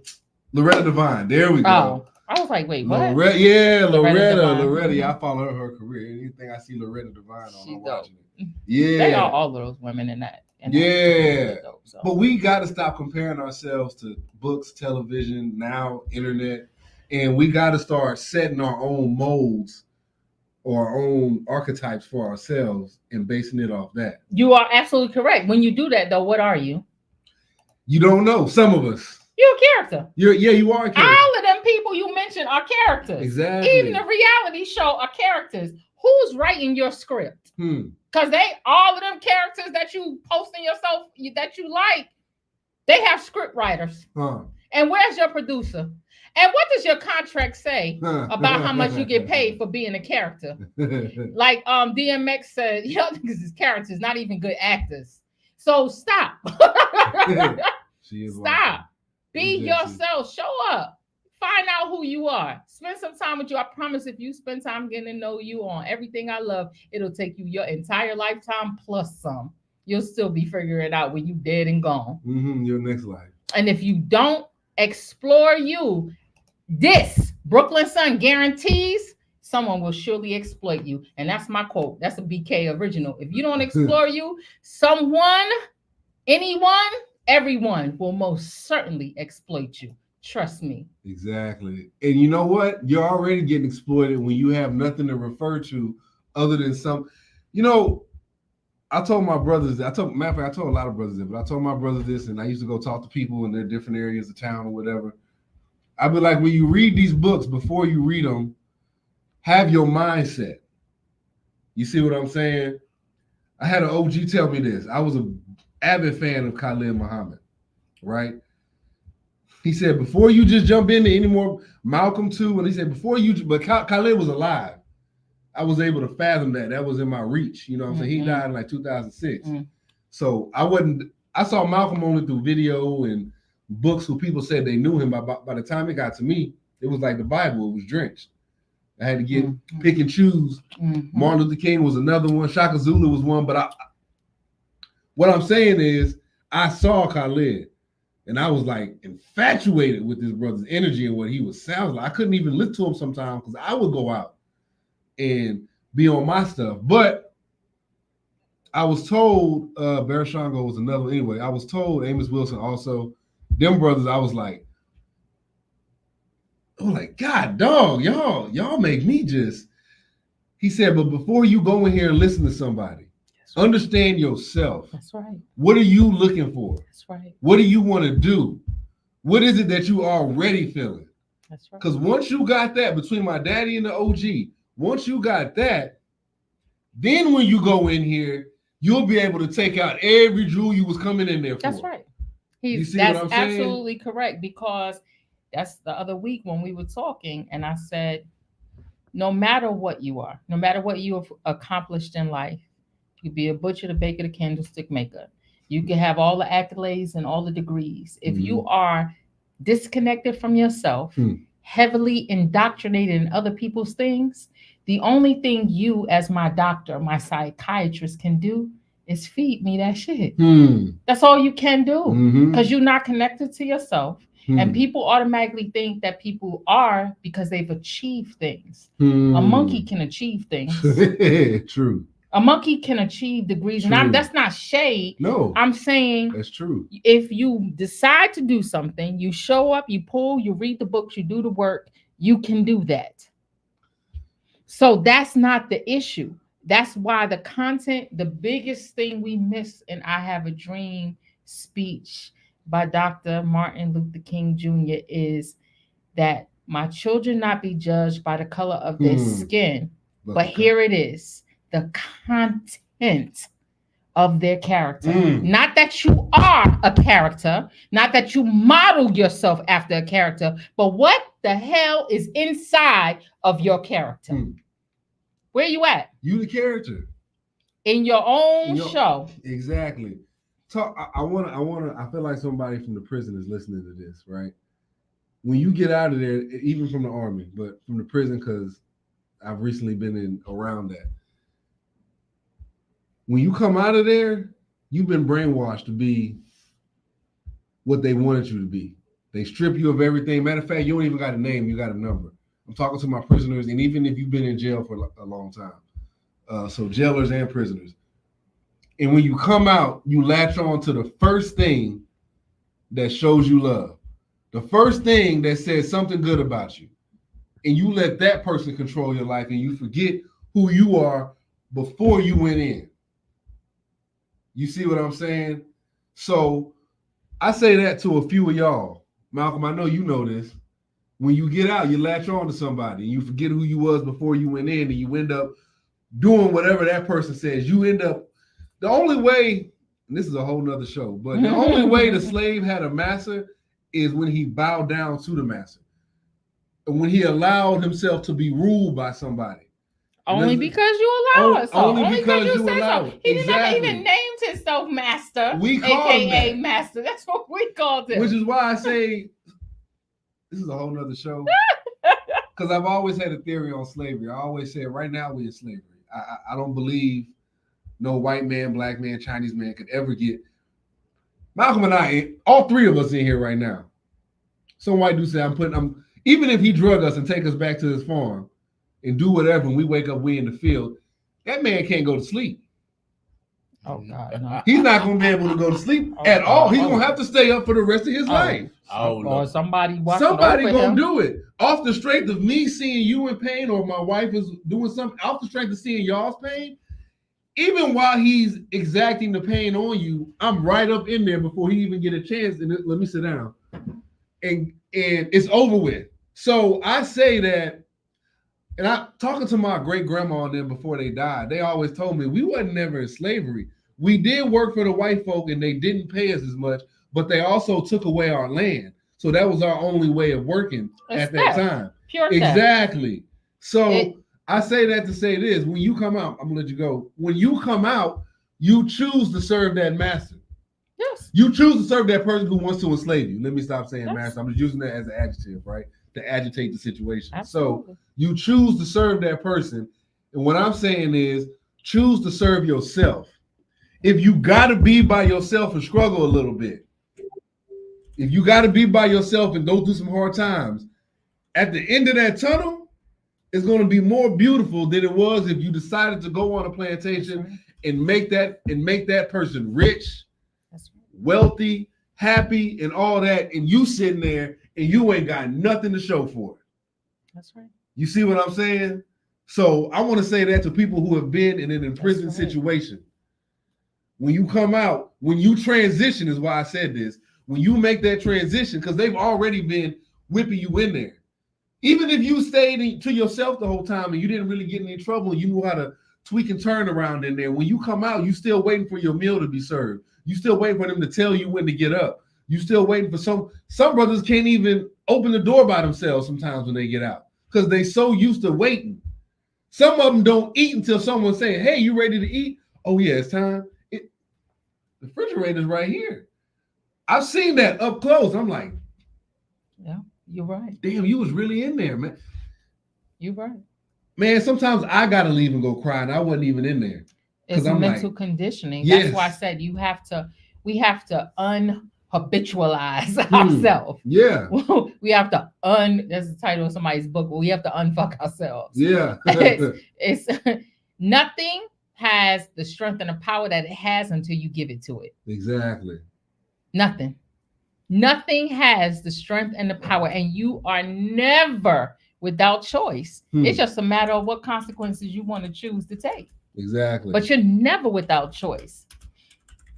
What you said in reference to slavery itself, this is why there's an appreciation for that. Each season, there's a chosen people for certain things. And what we do in that season can be detrimental or great for the next season of people. We couldn't have been born in those times because then the generations would stop. Because we're gonna be on some kill, be killed shit for what we know of ourselves now in this moment. Yeah. So we couldn't have been born that time. That would have been the end of us as Black people. You see what I'm saying? There's a respect that I gathered when I had a conversation when I moved from New York to Georgia. There was a purpose served there. You all felt one way. You and I, we're always going to be different, Southerners and Northerners, because there's a people, a mentality, a way that my people come from because they fled. And there's a people and there's a mentality for y'all staying in the South, your people staying in the South and holding it down. Neither should be neither point of view can be disrespected. They both serve a purpose, different sides of the same coin. Because watch, we fled to the North, y'all stayed and held down the South. Guess where we came back to? There's a path of travel that was already made for us that we don't even understand. We're from the west coast of Africa. We were taken to the south of the United States. We then migrated to the north of the United States. Most of us have come back to the south. Where do you think we're headed? To add to that, where do you think we're headed? We got one more leg of this race. We're headed right back to West Africa. That's the big W right there. Yeah. It's a whole path of travel already set out for us. So, add on to what you say. If you watch it and pay attention, that's exactly what you'll see. To add on to the map is there. Yeah. To add on to what you say, I think that the slaves they got, the so-called slaves that they got, was right here in America. Because you look at them old maps in Pangea, all the way down to that when they started changing it up. Anyway, to go to what you said, even back then when some people fled and said there's a better future up there in the north, because even MLK went to the north for a while. If you read some of his, Coretta put him out, or his sister put him out, and they're told about his son Dexter, said how they lived up there in New York for a minute. He said, okay, I've done what I can in the South. Let me go up here. Or was it Bernice? One of the two. I can't remember right now. It was either Bernice or Dexter. I think it was Dexter though. But anyway, talked about their time in New York. Dexter was the youngest. Anyway, my point is how he went up there. So he stayed in the South and he went up there. Even in the Harlem Renaissance, we've always moved back and forth. You know what I'm saying? In the spirit of transition, we are those types. We're migrating types of people. Are. We always move. Even in Africa, the tribes move. Exactly. The Zulu tribe, if you research the Zulu tribes, there were Zulu tribes all over, I think, South Africa. They were all over the place. They used the plants for different things. They used the land, so wherever they were at, because you got to realize Africa is a continent, not a country. So within that continent, you got countries. You have about 50, 60, over 100 United States inside of one part of Africa. You see what I'm saying? So even the different tribes that were the Aztecs and all that stuff, they traveled between there and here in the Americas. Cuba was one of the closest ones we had, because if you go over there in Cuba, in places like that, them Negroes look, man. Cuba and Haiti ain't no joke. If y'all really want to see we working with and what we about. I went up to some people that was in Cuba, That's from Cuba. I didn't even know they was from Cuba. I was like, hey, brother, how you doing? What? So speaking, it's not all the way Spanish. Now, I actually talked to a Cuban, and he showed me pictures. Oh, all Spanish ain't created equal, but that's exactly. I learned that. But they look more like they look more like us than we look like us. Mm-hmm. I swear to God, some of them look like you and me. Because you're not gonna see that in advertisement. Yeah. But here's the thing about that, our migrational habits, because we understand the ebb and flow of life, right? I've always said you ain't never gonna see me standing at a dry well waiting for it to fill up when I know I could take all my strength and energy and go where the well doesn't run dry. Exactly. But if I stand here, I'm gonna dry up with it. We're not those type of people. No. Oh, okay. This season is gone. It's time to back up and move to our next season. Exactly. That is exactly the type of people. But think about it. That's why in our early years we're taught to focus on one thing, because it's not possible for us. That's why we're creators of creation. We create on top of create. We innovate on top of innovate. We are the masterful minds of these types of things, of problem solving. That's why I don't like when we have those kind of conversations without conversation. We got to learn to problem solve. No. That's not it. Yeah. We got to learn to get. That's not it. We got to learn. That's not it. Let's talk about where our origin stands, because there's a basis there. Don't throw away the foundation. We have a foundation. We went wrong somewhere here. Exactly. And we could correct that. But let's not keep having conversations like we need to build a foundation. There's a foundation. And when a house is on a solid foundation, the foundation is not what needs to be fixed. It is the house on it, the things around it that have broken down or weathered over time. That's what needs to happen. Exactly. When we keep saying we need to open our own bank, start our own school, everything on this list has been done. Not once, not twice, not 3 times. Many times. We've had towns, communities. Some of them are underwater, some of them burnt. Things have happened. We can't. When we do that, we're not building. We're starting over, and we gotta stop starting over. That I agree with.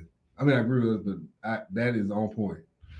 We gotta stop starting everything that we cook that doesn't go the way that we want it to go. Them grits start going wrong, you can fix them up. Them greens start going, you can fix them up and make it right. You can set it straight, but you got your foundation going on. Them ingredients is right. You made a wrong turn. Let something do a little something too much. When you know what you're doing, you have respect for what you're doing. Your foundation is already laid. And Black people, our foundation is already laid. True. And our foundation didn't start at slavery. And there's a lot of wrong turns and decisions, and for all the wrong turns and decisions, the atrocities far outweigh it. Now, there's some folks who owe us for them atrocities, but that's not our concern. We'll get to that in our due time. Watch and see how the Chinese work. There's atrocities owed to China from America, but they ain't never stopped setting the expectations, having the expectations, and executing the expectations for their culture. Never. And they won't. Whether you like it, agree with it, don't give a fuck what you think about how they do what they do, and watch their children come over, triple, excel above yours while we partying and bullshitting. Okay? So all of that, we all can miss me with those kind of conversations. I can't entertain those conversations. We can come together and swap out our bad habits for the good ones and continue to grow. But keep acting like we got to start all over again ain't finna get us nowhere. You running a baton race with other people and you can't even get to the next person to pass the baton. You got to be kidding me. Our baton has been passed. Our elders, our ancestors did what they could do in the time that they did it. May they rest in peace, and thank God for the strength and breath that they give us to this day. But we got to stop It's on our watch to stop the nonsense. We ain't got to recreate shit. We already got a foundation. We got to transition into it, man. That's right. We got the foundation to transition. Yes, we do. You have to understand. Yeah, like she said, we got our own tables and chairs. We don't need no invitation. Exactly. This whole we need to have our own city again. You know when they say nothing new is under the sun, nothing new is under the sons and daughters of the originators of this place. And it's disrespectful when we have those conversations as if our ancestors never did it. I won't have it. And like the brothers are gonna break down in Oklahoma, there were many cities where tribal council got together and said, "Hey, let's build this." There was many cities before that one where they got together and said, "Let's build this." There was many cities before that. Like she said, you got them underwater. You got some towns that are being lived in by other inhabitants that was already there. So you got these white folks transitioned into our stuff. Some of the Asians transitioned into our stuff. Everybody else has transitioned. And I don't just mean material, I mean spiritual. When you look at religion, all these religions that people got, look at where they came from. We was doing all that. Oh already. My God, yes. You see what I'm saying? You walk around any religion and you think that doesn't come from what you're afraid of. Exactly. Which is African ATR, African traditional religions. You out here scared of it and everybody pulling from it. Exactly. Man, please. All these religions that I don't care where you go, to the mosque, to the temple, to there's the church. There's a little bit of that sauce. Exactly. That came from us. And you know what's funny? The people who are giving you the religion know. Absolutely. It's not a secret. They know when you go to the theological seminary, when you go there to learn, they know where it came from. Baby, when that priest walking around through the cathedral with that smoke, incense, sage, baby. That's stop it. Playing with when me. he's doing what language you think he's speaking? Yes. What do you think those things are, where they come from? But the moment you get amongst your own doing that same stuff, it's the devil. That's right. You know what I'm saying? So that's what you was just saying about prison, right? Exactly. You can't even go eat until somebody, you can't even receive your own, be unafraid of your own and recognize he doing the same thing. That's how they got you. So like she said, we got to stop saying, "Oh, we need to do this." We got to transition. First off, we need to transition into our original selves, and that goes to each individual. Yes. You got to realize there's nobody out here like me. There's somebody out here with similar characteristics. We might share similar thought processes, but there's only one Inyar Zulu. There's only one Brooklyn Sun. You see what there's only one Malcolm. That's right. So we got to learn that. Stop trying to associate ourselves with other stuff that we see on TV, primarily ancestral veneration. You right? You got a picture of it. They study for that purpose because it makes sense, and that's the thing. You don't understand warfare. I'm supposed to watch my enemy and see what they do, so I can use them against them. Before another trap house take over another trap house, please. Let me guarantee you two things real quick. And I'm not saying I've been in the trap house, but I've been trapped around there a few times. Before brother A, before nigga A, okay, I'm gonna call him that. Yeah. Before brother A takes over brother B, you better believe brother A got two small brothers that's already working over there, and brother A is sitting back watching, looking what they doing before he takes over. He's not dumb enough. I'm not talking about the dumb one, not the ones who just go in head first. He's not dumb when he's gonna say okay, he's about to get arrested. The leader is strategic. The hothead don't care where they live or die, so they just gonna gamble. Exactly. But before they take that over and someone else is running, whatever they run in the corner, the block, whatever you want to call it, they peeping game. Carver. Yeah, you know what I'm saying? This applies to everything, but I know a lot of people understand that terminology. Like you said, even if it's a barber, if it's a radio station, you gonna watch what they doing. And then you're going to make your move. Okay, he did that. That messed up for him. He did that. Now I know how I'm going to do it. You got to peep because you setting out to peep the weaknesses. Because that's first. That's, again, if you don't explore you, someone will surely exploit you. What happened to us? It's a guarantee. Guarantee. It's most certainly going to happen. Chief, while you in here, you see, I let them, breathe in the same space as my book. You are welcome to call us in and talk to us about it because I got it up here on display for you. So, but I'm still not letting them touch it. But you're welcome to call in. And yes, only a fool lets you take something of theirs and use it against you. You without you recognizing what's happening. Come on now. You know what I'm saying? Come on. You gotta be able to see, like, I see you. So you learned it and you think you mastered it. You can't master what rightfully belongs to me. I'll call all of that away from you back to me.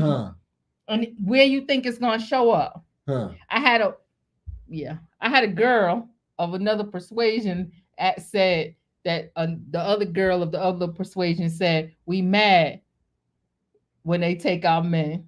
Baby, you know, I had to let her know. Ain't nobody worried about you. Yo. That black man that's mine is mine. Ain't nothing you can do. And if I really wanted to, first of all, the kind of man you talk to ain't mine. Ain't my kind. That's catamount to a man who dates a gay man. That's dating you. He don't want me. He don't want me. And I don't want them. Exactly. They just stay in the same category to me. But then here's the funny part. If I wanted to, I could get on some salt and pepper because I'm still a black woman. And I still could be like, if you mess with me, I'll take your man whenever I feel like it. It's not a bet or a bet because he knows this is home. Even in his worst condition. This is his place of refuge. Exactly. The only thing he could do is be scared. That's it. But he'll come back. And want to come back. And he'll want to. Nobody will have to force him. So no, ain't nobody mad or scared. Ain't nobody worried about you. No. We're not fighting like that about that. That's for you. And that's fine. But we're not in battle. I think we long just like that whole little bot situation. We've long since passed that. I know there was a time, and I don't know if black women were really mad, but there was a time where there's probably been an issue. But we long since passed that. I think there was a phase. Because I know with me, when these white dudes would take the black women, there was a phase. And I'm like, oh, you took our sisters. But after that phase phased out, I'm like, you didn't take nothing. Because low key, if I want to get her back, I'll take her. And then I gonna say I'll leave her, but I'll take her just to let you know.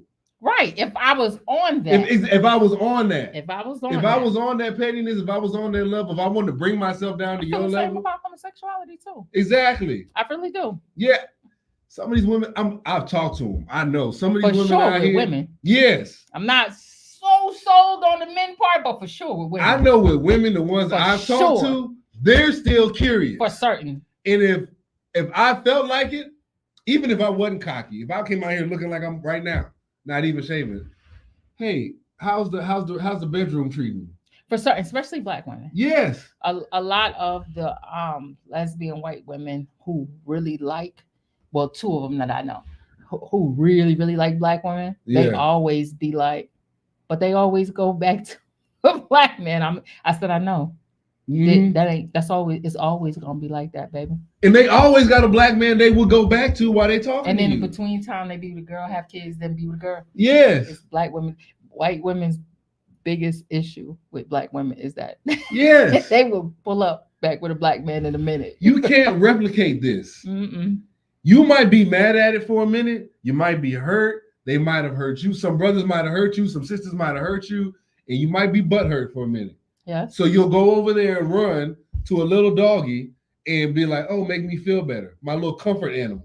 You see what I'm saying? But you know where home is at.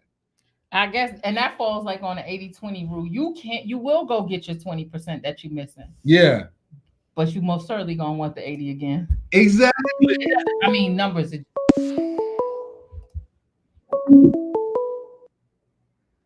Welcome. What's going on? Is this Chief? This is Chief speaking. I knew it. I can feel your spirit. How you doing? You felt that, huh? Oh, I felt it. I'm good. I'm trying to get my voice back, but other than that, I'm good. Man, you sound like a radio host, man. You need to come sit in my chair. It's the magic hour. It must be. Already. She got your book up here. Yeah. I haven't read it yet. I noticed that. I appreciate that surprise shout. I was about to do my meditation for the bedtime And I looked on the screen and said, "Oh, the show is live." And I saw the book up there, and I said, "Oh, okay." I said, "They got me." No warning. How you feel about the book? Anything you want us to know? I'm excited about it. It's it's a lot of books out about Black Wall Street, and so this is not a replica book. Most people know what happened in Tulsa. They've just been misled about how it happened, and the truth behind what the big fear was. Because most historians of us thinking that the whole thing was based on just low level emotions, jealousy and envy. I mean, that's part of it, but the reality is it wasn't just ordinary low life people that destroyed Greenwood. It was the city of Tulsa and the National Guard that destroyed Greenwood. So that made me think, I need to really investigate this and understand what really happened. What's the truth? What are they hiding from us? Because if I can access what they want us to read, then I'm not looking in the right place. Say that again, please. You know what I'm saying? It's never gonna be in front of you, because it's like our heroes. America chose our heroes for us. The people you see in the books are the people they want us to read about. It's the ones that you don't see in the books. Those are the people we need to be reading about. And so this book is just it's a commitment. It's a commitment to my ancestors and to the sacrifices they made to ensure that I would be able to properly tell a story that only a lion could tell, not the hunter. And so I take that responsibility very seriously. In fact, I take it as an act of war, because when you haven't had justice and you haven't seen respect, restitution, and repair manifest itself, you're not looking at a past event. You're looking at a concurrent event that is active and alive today. And so I just use this book as an opportunity to really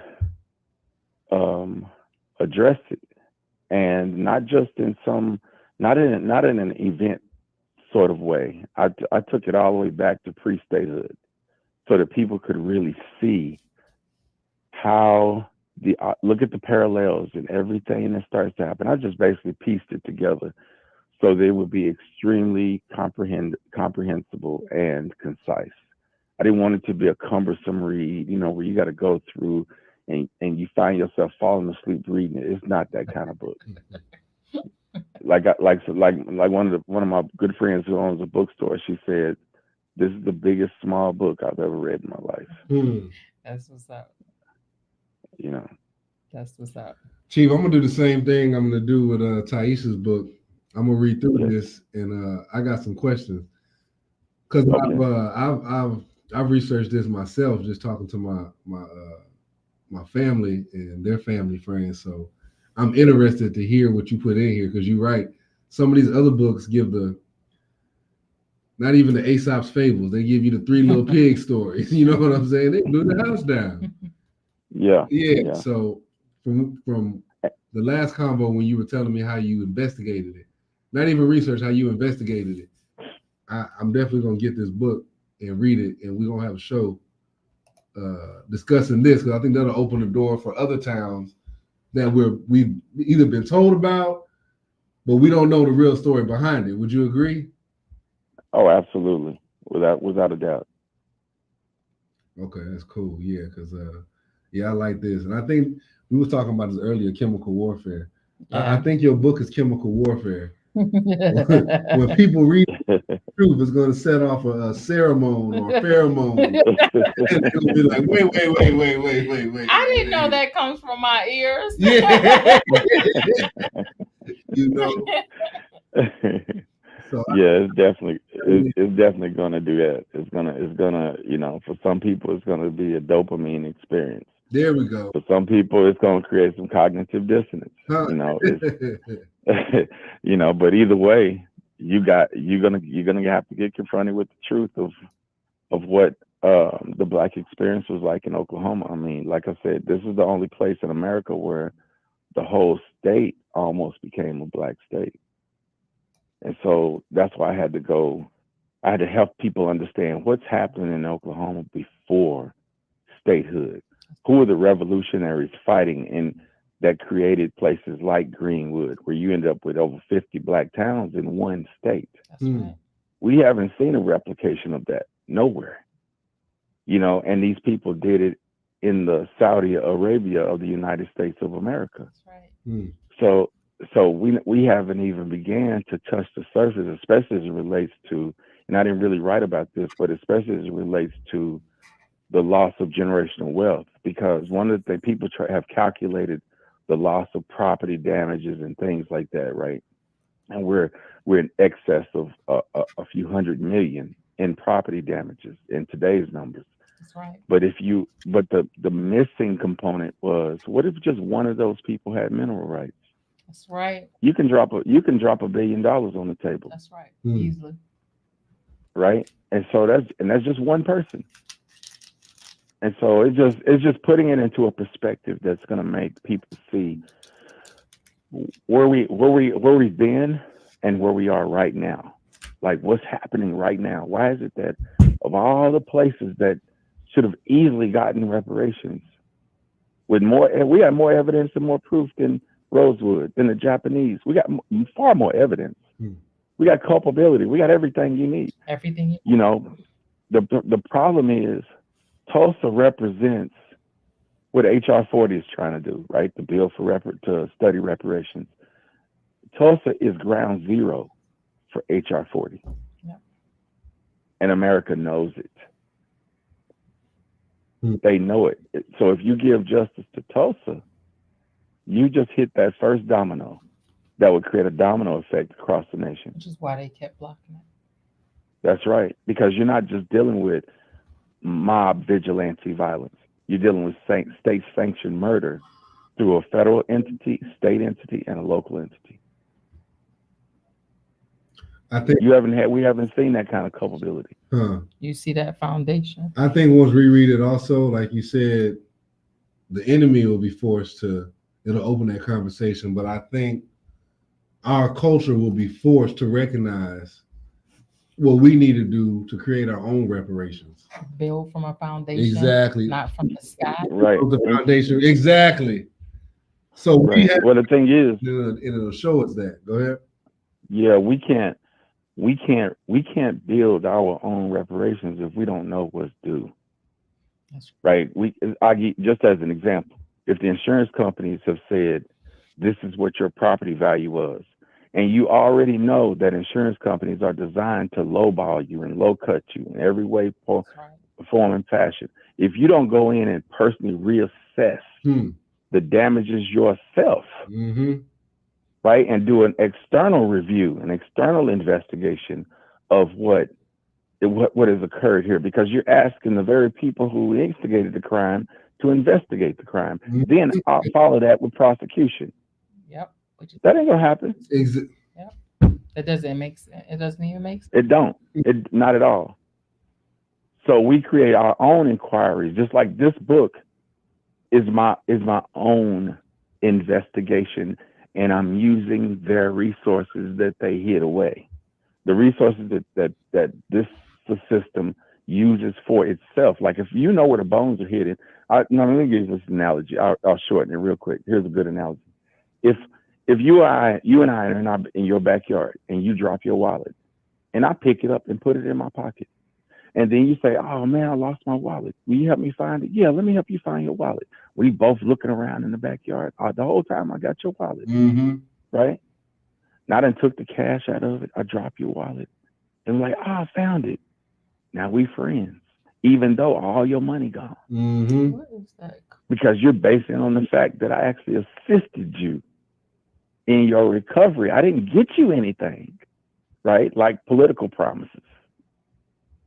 But I gained your trust.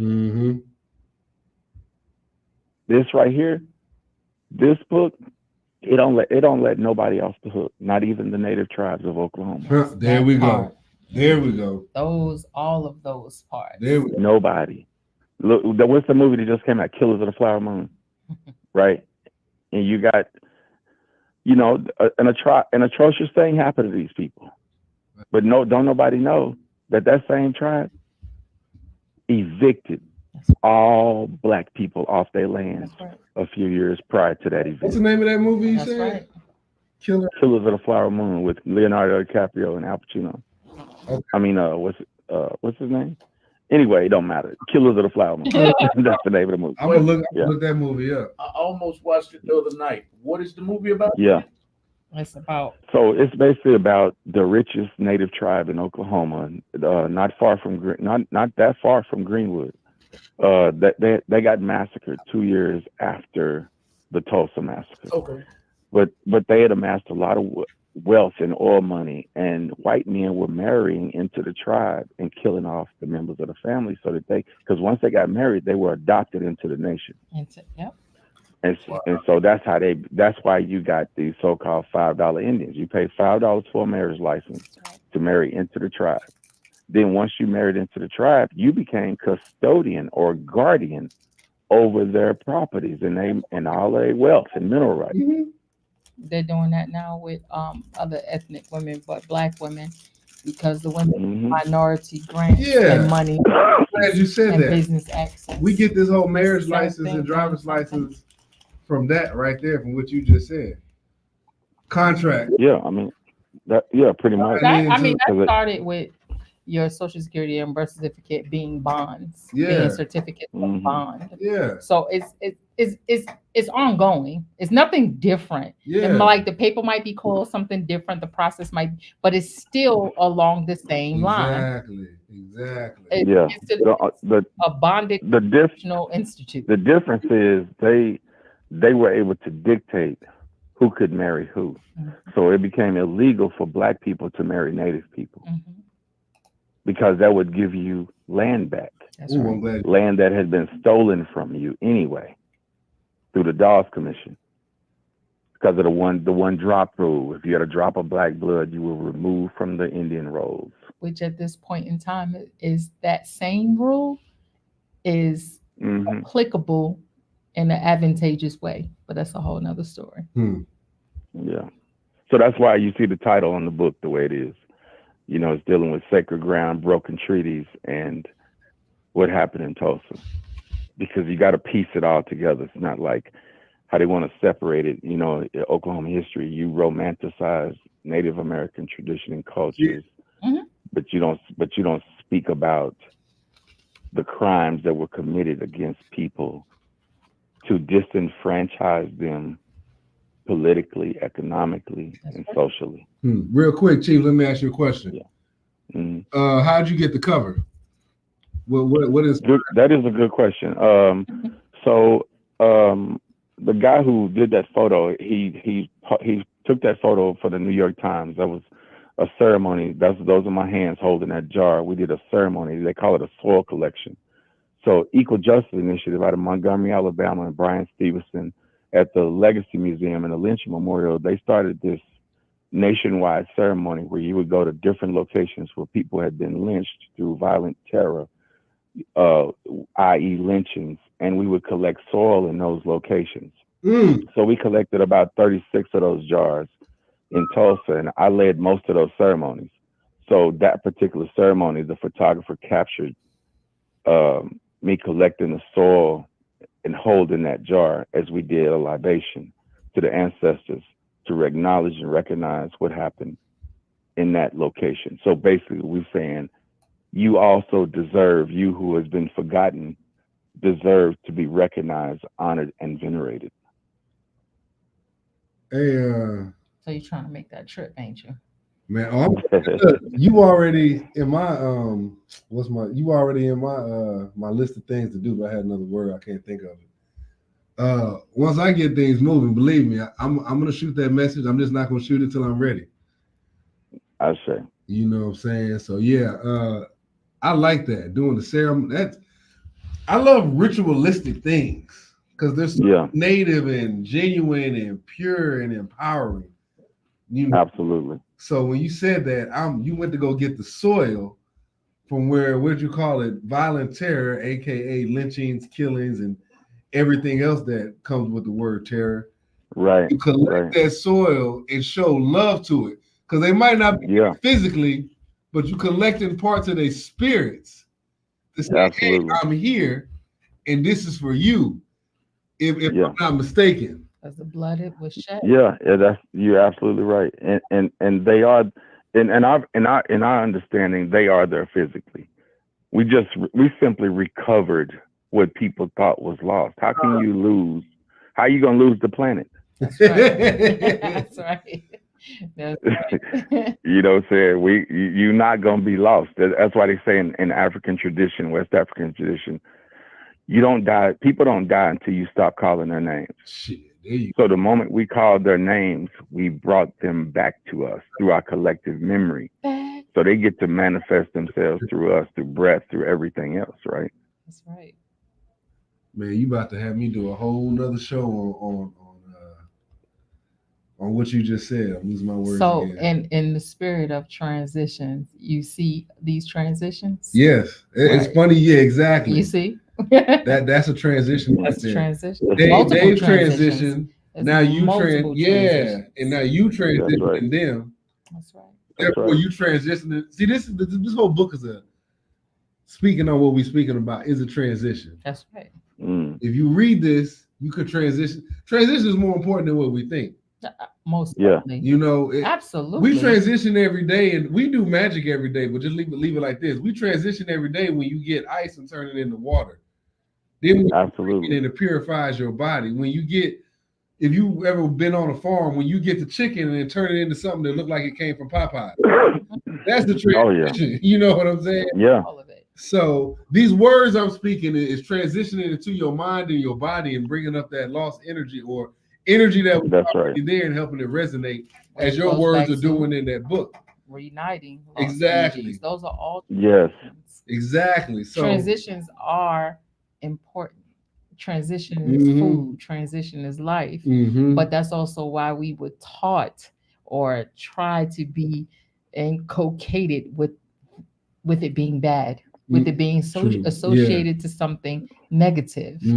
Or maybe you have to go through all this. It's like there's not any living thing that doesn't transition out of a skin, out of a phase of life. There's not anything that doesn't do that. That's why people like butterflies and phoenix and snakes. They're attracted to the actual transition of those things. Absolutely. You all are so on point because it's really why I chose the cover, the texture and the way the book itself, if you took the cover off, the way the book itself feels, because it's textured. I wanted it to feel like something living, right? Because you pick a book up, I wanted this to be the book you wanted to hold on to, even if you wasn't reading it, because it's the idea of you, as you transit, you are in transit. This is going to be a powerful word tonight. As we in transit and we're moving about and doing the things, like as you read, you're going to walk about, you're going to pace the floor, you're going to think, you're going to transition from one way of thinking to another way of thinking. And a year from now, and you look at that book on your bookshelf, you won't even be the same person because the layers of your skin will have changed. That's right. Your organs, your cellular makeup of your organs will have transformed. Even your stomach lining will have changed. That's right. So this constant transition that we're going through, it's an awareness that makes the transition valuable. That's right. You know what I'm saying? It's the awareness, and so that's what I really appreciate you bringing that word transition up, because that's the greatest compliment in this moment, because my intention was, I need us to transition out of one way of thinking about this into a completely different realm. Because it's not singular. There's nothing singular about the book. Like you just thinking you're going to read about this place and this event.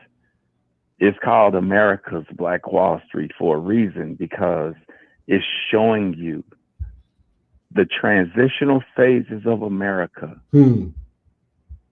And then we got to Black Wall Street.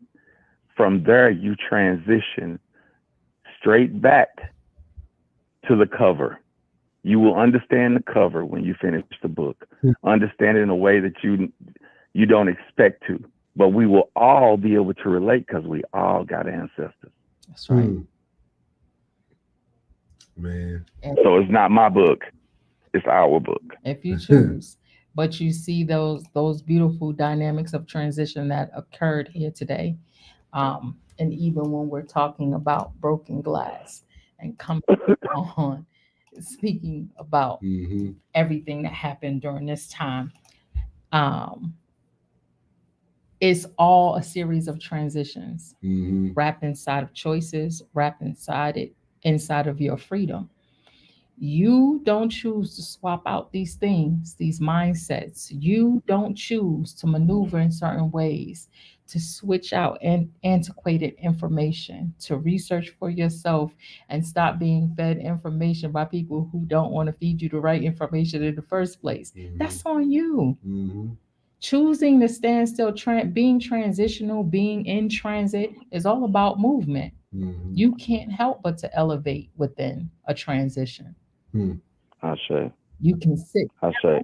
And I got to give a quick shout out to the women who birthed my book, right? Over 100 years ago. And that was the first two women to write a book about the massacre. That's Mary Parrish and Mabel B. Little. Those are the first two women to write about the massacre.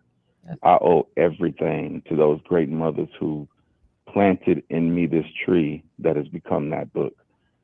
I also have to honor Mother Viola Ford Fletcher, who also just wrote her book at 109 years old. Ooh. Yes, about the massacre and her story, her personal story. And Eddie Faye Gates. Like, these are all the people. If when you go to do a Google search or Amazon, these are the names that's not first on the list. It's all these white authors and people who are not from Tulsa, who you'll see first. You won't see these original queen mothers who took great risks to talk about something that has been silent for over 100 years. That's who I owe everything to. That's peace. So I acknowledge them. That's peace. I acknowledge them for planting that seed. That's peace. Thank you. I give much respect to that. Man, I want to say this. We don't show up in shorthand. We won't show up first because the lie is always going to show up first. That's why we have to be direct, intentional, and purposeful. We are full statement. We're not just a few letters. I know that's how the search is designed, but that's how you catch a lie quick in just 3 letters. If you want truth, you're gonna have to spell it out. Exactly. You're gonna have to be present. True. You can't pop up.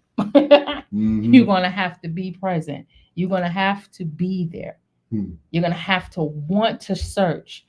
I need this book. I need this information because it won't be readily made for you right there. The lies will. You'll access that all day, every day, 24/7, so quick and in a hurry. Man. You ever notice when you scrolling, when you get down, you like, oh, now I'm into something. Oh yeah. And just on that, that's not your only format, but just in that. If you're using Google, you don't get nothing until like the 25th page. I'm not sure how we all of a sudden, right. I'm not sure how we all of a sudden miss that. It's been that way. Yeah. Right. It's just now transitioned, not just now, but it's transitioned online, but it's always been that way. It's where you think it is getting it from. The same thing I say about AI. I'm not sure where you think it's getting it from. It's a human being who has the HI comes before the AI. The human intelligence comes before the AI. So the human bullshit, the human fuckery, the human nonsense, it's going to be there. True. The energy and the spirit is still going to be right there. I'm not sure where we think these things go. Let me tell you how on point you are real quick. There's a statement in my book. So I went to this thing called Black Space in Jamaica, in Woodside, Jamaica, in the hills of Jamaica. And there's a sister who's an award-winning publisher and author, Erna Brodber. She does this thing called Black Space, where she gets intellectuals from the University of West Indies, some grassroots people, some Rasta people, some people from the African traditional spaces, and they all come together and converge and have like a state of Black people kind of gathering. And there was this sister there, Miss Meeks. She was a storyteller, and she said, "Remember one thing: head come before book." It's the head that comes before the book. That's right. Like that's the most valuable thing you possess. Exactly. That's right. Is your head, You gotta because it produces everything else. There is nothing outside of your mind that exists in this space. It has to come from your space. You don't even know what good is without having good inside your mind. You don't know what beautiful is if you can't process what beautiful is in your head. So when somebody says to you, "King, I love your intelligence," how do I know what intelligence is if I don't possess it? You see? I say that to everybody who tell me, "Man, you said some real stuff." I only said it because you know what real stuff is. You know, it's a fact. That's on point. That's right. You give me a compliment. That's right. Yeah, we the same soul looking at the world through different eyes. That's right. That's right. See, I dig that. Chief, we got to go. Yep. Yeah, absolutely. I appreciate you calling in. Thank you. Appreciate you even listening. Well, you know, Brooklyn summoned me, so I was like, "Oh, she called me out." So I can't be disrespectful. Appreciate you, King. Thank you. I appreciate all of you, every one of you. Thank you so much for everything you do. Man, you have a good night, and I'll be in touch with you when I'm ready. I'm definitely gonna be in touch with you. Absolutely. I'll be what they say, when the student is ready, the teacher will appear. Already. I said. All right. Okay. Good night. One love. So we're coming to the transition. Yeah, we're coming to the transition. Correct. I dig it. Malcolm, did you want to say something? No, I was about to say something to the chief, but I found it. I didn't think I understood him correctly, but I found the Black Space, and I believe this is her name, Yeah. Dianola, establishing Black Space, the Emancipation in Woodside, St. Mary, Jamaica. So I posted it on the video. Everybody, if you want to learn more about what Chief was talking about, I posted it. I'm not going to put it on the screen because I'm going to completely cover Brooklyn and Inyard's faces. So seen us all night. That's fine. Y'all by been you. looking at us all night. Okay. Here's the summary that I found about Black Space. Thank you, Chief, for your enlightenment, because I had no idea anything about Black Space. I was like, what did he say? So I listened again, and you said it again. So I found it, I Googled it, and here it is. I hope I'm correct. I and Ianola. I think that was the name that he said, the name of the woman. I believe that's what he said. I wrote I wrote everything. The first paragraph.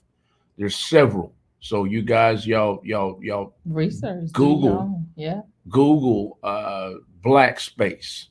Put those goggles on and look for it. Mm-hmm. And it comes up under WordPress. Google Black Space. It comes up under WordPress, and they have an entire book basically written on it. Here, it's dated August 27th, 2012. That's August 27th, 2012, when this article was written by WordPress. Yeah, y'all look at that. Look it up if you're interested. Once you start to look and you get to that scoping out a whole bunch of things. Mm-hmm. So go ahead and go for it. Brooklyn, did you want to? Cause we're about to end this show. Brooklyn, do you want to say something? I just want to say thank y'all for pulling up and transitioning with us. Remember, take every moment, every opportunity to replace what was lost, to replace habits you may have developed, inherited, etc., and swap them out. Find other ways to do what you do. Good morning, replace it. That was my challenge to my sisters. Replace your good mornings with other words. Give intentional energy to the things you say, how you show up for yourself. Love from a space, respect from a space of loving your own self and respecting your own self. Trust from a space where you trust your own self. That way, you won't ever be disappointed if it doesn't return to you because you already have it for you. That's my piece. Brooklyn be getting it in. She got them Jerry Springer, the last words. You wanted me to show up with Russell Simmons. Thank y'all for coming out. God bless. Good night. No, I like how you showed up. Shoot. You did Russell Simmons. I stopped asking you to say yes. I'm gonna say I already know what you're about to say. But I'm gonna say, yeah, no, that was take that and digest it. I'm gonna say this, and we're gonna get out of here. You said it when Taisha called. I appreciate all y'all listening, the One Love family, and if you're not a part of the One Love family, everybody should love each other for the most part. But yeah, I appreciate everybody listening, man, more than y'all know. And I know you listening because you ask questions. You get involved in the chat, and that's the type of listening I appreciate because it takes time to do this. It takes energy to do this. It takes concentration to do this. And the fact that you giving me that energy, giving us that energy, for me personally, I appreciate that. You know, because you don't have to be here. Even if she asks you to come listen, you can sit there in the comment or on your little camera or whatever and just listen. You want to touch my book? You trying to touch my book? So I appreciate the fact. No way, my brother. You got to get your own. You look. I appreciate y'all giving me your energy, your time, because I know a lot of y'all want to go to sleep and you got things to do tomorrow, and it's the middle of the week. It's Tuesday. It's not like it's Friday or whatever. This is Tuesday. You just started your week, and you just started with me, with us on here. But for me personally, I appreciate it. You know what I'm saying? Because you don't have to be here, despite her invitation. You could take the invite, sit at a table, or sit outside, listen, and go bounce. So, got to tell everybody that I appreciate you for listening. I'm not gonna name everybody because I'll miss names, and then I don't want to. So everybody, who you are. Yeah, I know exactly. Believe me, I know who you are. I know the pictures. I know Chief changed his picture. I know Ja changed the picture. Sister Olivia's almost always the first one in here. Rose Collins will pop in. So just to let y'all know, I know who you are. I know when you come in, I peep everything. You know what I'm saying? But he gonna call your name. Yeah, I did. Grandma, Charlie Rose. You know what your name is. So, yeah, thanks for your love and support, man. Thank yourself, and I thank you. And appreciate you writing this book. Listening to what is given to you and actually do it is not easy. Like the sister said, the Lord put it on her heart. Just because someone put something on your heart don't mean you're going to beat to it. Don't mean you're going to actually do it. That's right. So I feel like us as people who get to see this in real time and get to be here to experience it should appreciate it. For someone to sit back and write, she said earlier, Taisha's not going to write another book. But, she sure did. If it gets put on me, I'll write something. Yeah, absolutely. That's love, man. I don't know if you recognize it or not, but that's love. When she said it, I was like, damn. That's something, because that means she didn't want to write this one, but she had to write it. She took that spirit and said, all right, let me write this book so I can help whoever it helped. Then further on told us what she thinks Black men need to know. So as a culture, as cultivators, as we transition, I think this is a tool that we could use, and it's just one. And then the brother's book right here, Chief, I'm not even gonna disrespect you by saying your name, Chief of Munson over here, he wrote a book, which again, He went through a whole process, isn't even a word I can use, but he went through a whole journey to get this book. And then I know he did because he paid homage to the sisters, to the queens, to the goddesses, to the lordesses, whatever you want to call them, to those ancestors who are living and maybe might not be here. The one who wrote the book at 109 years old, I believe he said. Paid homage and said they wrote it before me in a time that was more dangerous. And he picked it up, as you see on the front of his book, Malcolm is showing you, where they got the dirt from when the dirt happened, from when them dirty people tried to take them out. So we gotta appreciate these treasures that we have, man. Treasures just ain't on the top booksellers of America. Them ain't treasures. That's for that. We take in my linguistic I'm doing with y'all. Take in my language, my lingo, whatever. We have to appreciate our treasures. People that write because it was put on their heart. We got to transition to appreciating these treasures. We got to take these goggles off and be like, oh, this is a treasure. We got to appreciate our women. Brooklyn, especially, and those like her who say, man, I can't never talk bad on a black man. I can't say he did this because I experienced that.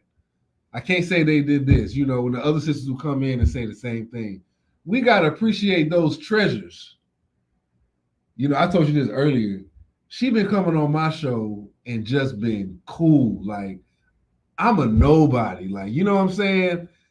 I just started this. I said, hey, you want to join me? She don't know me from Tom, Dick, Harry, Jamal, or whoever. And I'm sure some other people have made offers. I'm more than sure. She has a lot of pathways she can go on, but she chose to walk this one with me. So that's why I say you got to appreciate these treasures. Well, yeah, I'm serious. I'm not just saying that. I told you this, but I told you this. So I'm not just saying it for, you know what I'm saying? I know. You ain't doing it for the gram. No, I'm not. Yeah, I'm not doing it for the gram. It's not. But I want people to know what kind of person you are. So when I have this party to get you with someone, they know who they're talking to. But she did this for just out of the pureness of her heart. You know what I'm saying? Men, thank your wives that's been with your stank behind for 30 plus years. You know what I'm saying? You got to thank them every day. Those are treasures. These are real treasures, not gold, not platinum, not money. Because check this out. When you pass, these women and men in your life, I'm talking about the women, when you make your transition, they going to keep your name alive. Oh, my husband did this. This brother did this. So-and-so did this. Hey, they gonna keep your name alive. You know what I'm saying? So you gotta value these treasures while you're here in this realm. Telling you how to say his name. You gonna call my retardedness out on TV? Hussein. Man, you gotta call me and tell me. I hook on phonics, man. You gotta hook me up with a phone call and say it. So that's why I shouldn't have said your name in the first place. So yeah, look, that's Ja telling you that. Musan. And if Chief, I had to call. Look. You was good. You ventured out, but you made your transition. I hope you heard my transition of words. So, but yeah, you got to appreciate these treasures, man, when we make this transition. And then remember, every day in your lifetime, man, when you hear this show, when you go out, like we had a show before, we talked about definition. You got to start defining what stuff means to you. And then after you define what it means to you, you got to utilize that definition linguistically, spiritually, and physically. Like she said, good morning. Figure out what is good to you. What does mourning mean to you? And if you don't like that word, if that word was taught to you by somebody who wants you to mourn, then you need to redefine what you say and use it and transition that so you can start creating your own world and transition from this one into the next one, because that's how we're going to get out of this predicament that we in right now. It don't just start with, he got words in his book. It start with us changing our words. So start defining what you say and start transition, or use that that definition to transition yourself, your character into another game. Reset it, you know. So yeah, I want to say that transition is another key we need in our transition. Yeah. You got that little book with the big impact. You got this broken glass talking about the severity of those small pieces of glass. And we got conversation. Transitions. Transition. And we got like you said, talk to your parents, find out why your daddy really left. Ask your mama why she's so mad at him. Accountability. People who have been enslaved by other people, when I was talking about earlier, prisoners, jailers. Maybe you've been in a relationship where you've been in prison emotionally and physically. Yeah. When you step out, start to realize you're master. You run your plantation. It's your plan. So transition into that. So that's all I got to say. Next Tuesday, 8:30 to 10:30, we will be here. Rewatch the show, share the show. But for the most part, learn for yourself, man. Become a better you. Transition into your godlike self. While you transitioning, Malcolm got some transitional music that he's gonna play, where you can transition your hips from left to right. You can gyrate forward and backward. You know what I'm saying? I feel like we just did airplane instruction. Yeah, you know what I'm saying? So if you want to give your mind a break and you want to twerk and listen to transitional music, Malcolm will tell you how to listen to it. Make sure your kids are asleep. And he's going to give you what's coming up on Real Talk for Brooklyn, for me, and for you. Speak for yourself. I ain't going to speak for you. You know how to speak. What? I totally missed. I was looking at the music. Brooklyn and I, we're saying peace. Malcolm, do your thing. Yes, peace. Good night. Good night. Love you, fam. I am putting the link in the comments, everybody. You guys can, right now we're jamming Southern Soul music. I'm not sure how much longer the playlist is going to play, but it looks like it just began. I can't tell right now. I can't see any timestamps, but looks like it just began. You guys tune in. I'm going to put the link in the bio. Put the link in the comments right now. Listen to Southern Soul music. If you're a Southern Soul music lover, tune in to Real Talk 100 Radio right now by clicking to the link that you see on the screen. It's also in the comments. Thank you, everybody, for tuning in tonight. I want you guys to also, Chief mentioned in closing tonight, Chief mentioned a review, a fantastic review that was written on his book by the Harris County, Texas civil attorney, Christian Menifee. He says, shout out to Harris County, Texas civil attorney, Christian Menifee for giving my book an amazing review. Y'all got some powerful workers in Texas that ain't just politicking. I like the way he said that. Here's the review, but the book is America's Black Wall Street. America's Black Wall Street, written by Chief Ogunwale Fagbenro Amushan. Oh, he shot for it. I did my best. Amushan. I did get the pronunciation of Amushan from him. He wrote it right here. It's Amushan is how you spell his last name, how you pronounce his last name. America's Black Wall Street, for anyone interested, is the untold story of broken treaties, Black resistance, political fear, and sacred ground. America's Black Wall Street. Here is the review in closing, and we're going to get out of here for the night.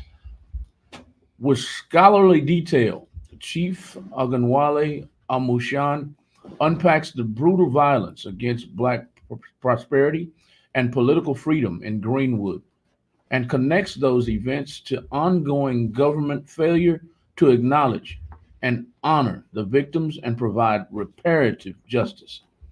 America's Black Wall Street illuminates a once ignored deadly attack on Black success, while also demanding present-day accountability. Christian D. Menifee, County Attorney, Harris County, Texas. That was beautiful. Y'all go and check out this book, y'all. I'm already anticipating reading it. Mr. Amushan says it's on Amazon right now. If you're interested in the fall of Black Wall Street back in the 20s. Did I have that right? Do I have the date right? 1920s. America's Black Wall Street. Copies are limited, y'all. So y'all get a copy today. That's all we got this week from the the Rely Radio Show on Real Talk 100 Radio. That's all we've got, y'all. We want you to. I'll be right back here in the studio early in the morning from 10 a.m. to 12 noon. Everybody, if you're interested in the topics that are on the screen, tune in to the Cup of Joe Morning Show tomorrow morning from 10 a.m. to 11 a.m., 10 a.m. to 12 noon. He talks about personal development. He talks about mortgage lending basics, advanced financial wisdom, home buying strategies, relational tips, lifestyle building, personal development, and so much more. It's a great show, everybody. The Cup of Joe Morning Show. He's a mortgage loan officer here in Houston, Texas, and he wants your business. He also wants you to listen. It's not all about business on his show. It's about growing here in your heart and growing as a person, personal development, and getting your stuff together in life. The Cup of Joe Morning Show tomorrow morning from 10 a.m. to 12 noon and every Wednesday. That's all we got tonight from the Rely Radio Show. Y'all tune into the Rely Radio Show every Tuesday night from 8:30 to 10:30 with stars of the show. He hates for me to say that. Hosts, I'll say that. With host of the show, Brooklyn Sun on your left. Good night, Brooklyn. And Mr. Inyar Zulu on your right. Y'all tune in next Tuesday night. We'll see you then. We're out of here, y'all. As we're listening to our good night jingle from Real Talk 100 Radio, I'll show you all the sponsors and some trips we have. We do a lot here in the office, so I want to give love to everybody who does something in the office. Good night, everybody.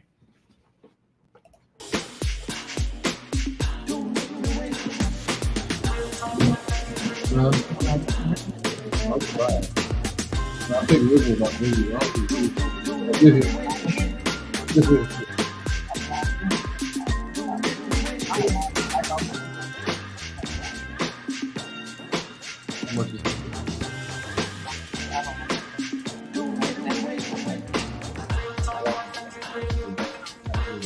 how much is it?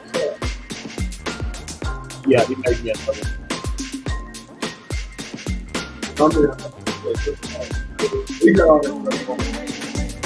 Oh, my bad. My bad. It's all good.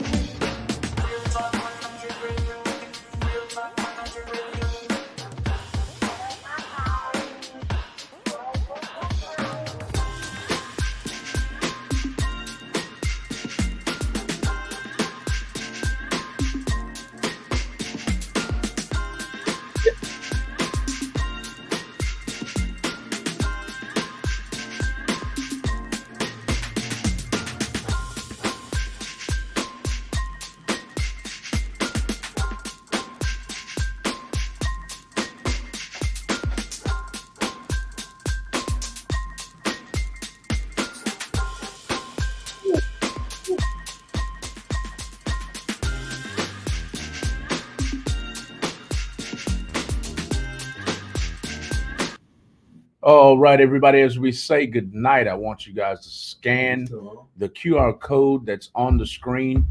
This is to make sure that impoverished children in our hoods around Houston, Texas, get Christmas gifts. Scan the screen. I believe you can scan it. I'm going to test my own phone. This is a QR code to Jingle Bell Jams, everybody. He was on the show, and Inyar made mention of him earlier in the show, and it's not scanning. That's okay. That's all right. I will put the website. I'll put the website throughout the show tonight. I'll make sure you guys have it. It should be in the comments. Just go to Jingle Bell Jams. Here it is, right here. Sorry about putting that QR code up there, but we are trying to make sure children have toys for Christmas in our impoverished communities in Houston, Texas. The gentleman in charge, this is his logo. Baba Ray. And this is the gentleman and his partner, Dr. Bruce Johnson, right here, everybody. Go to jinglebelljam.com from your phones, your laptops, and find out more information. We have 500 children that we're trying to give toys to for Christmas, and Christmas is only 12 days away. 12 days away. 12 days to Christmas, y'all. Let's help them out. And good night, everybody. That's all I've got. Peace. Peace.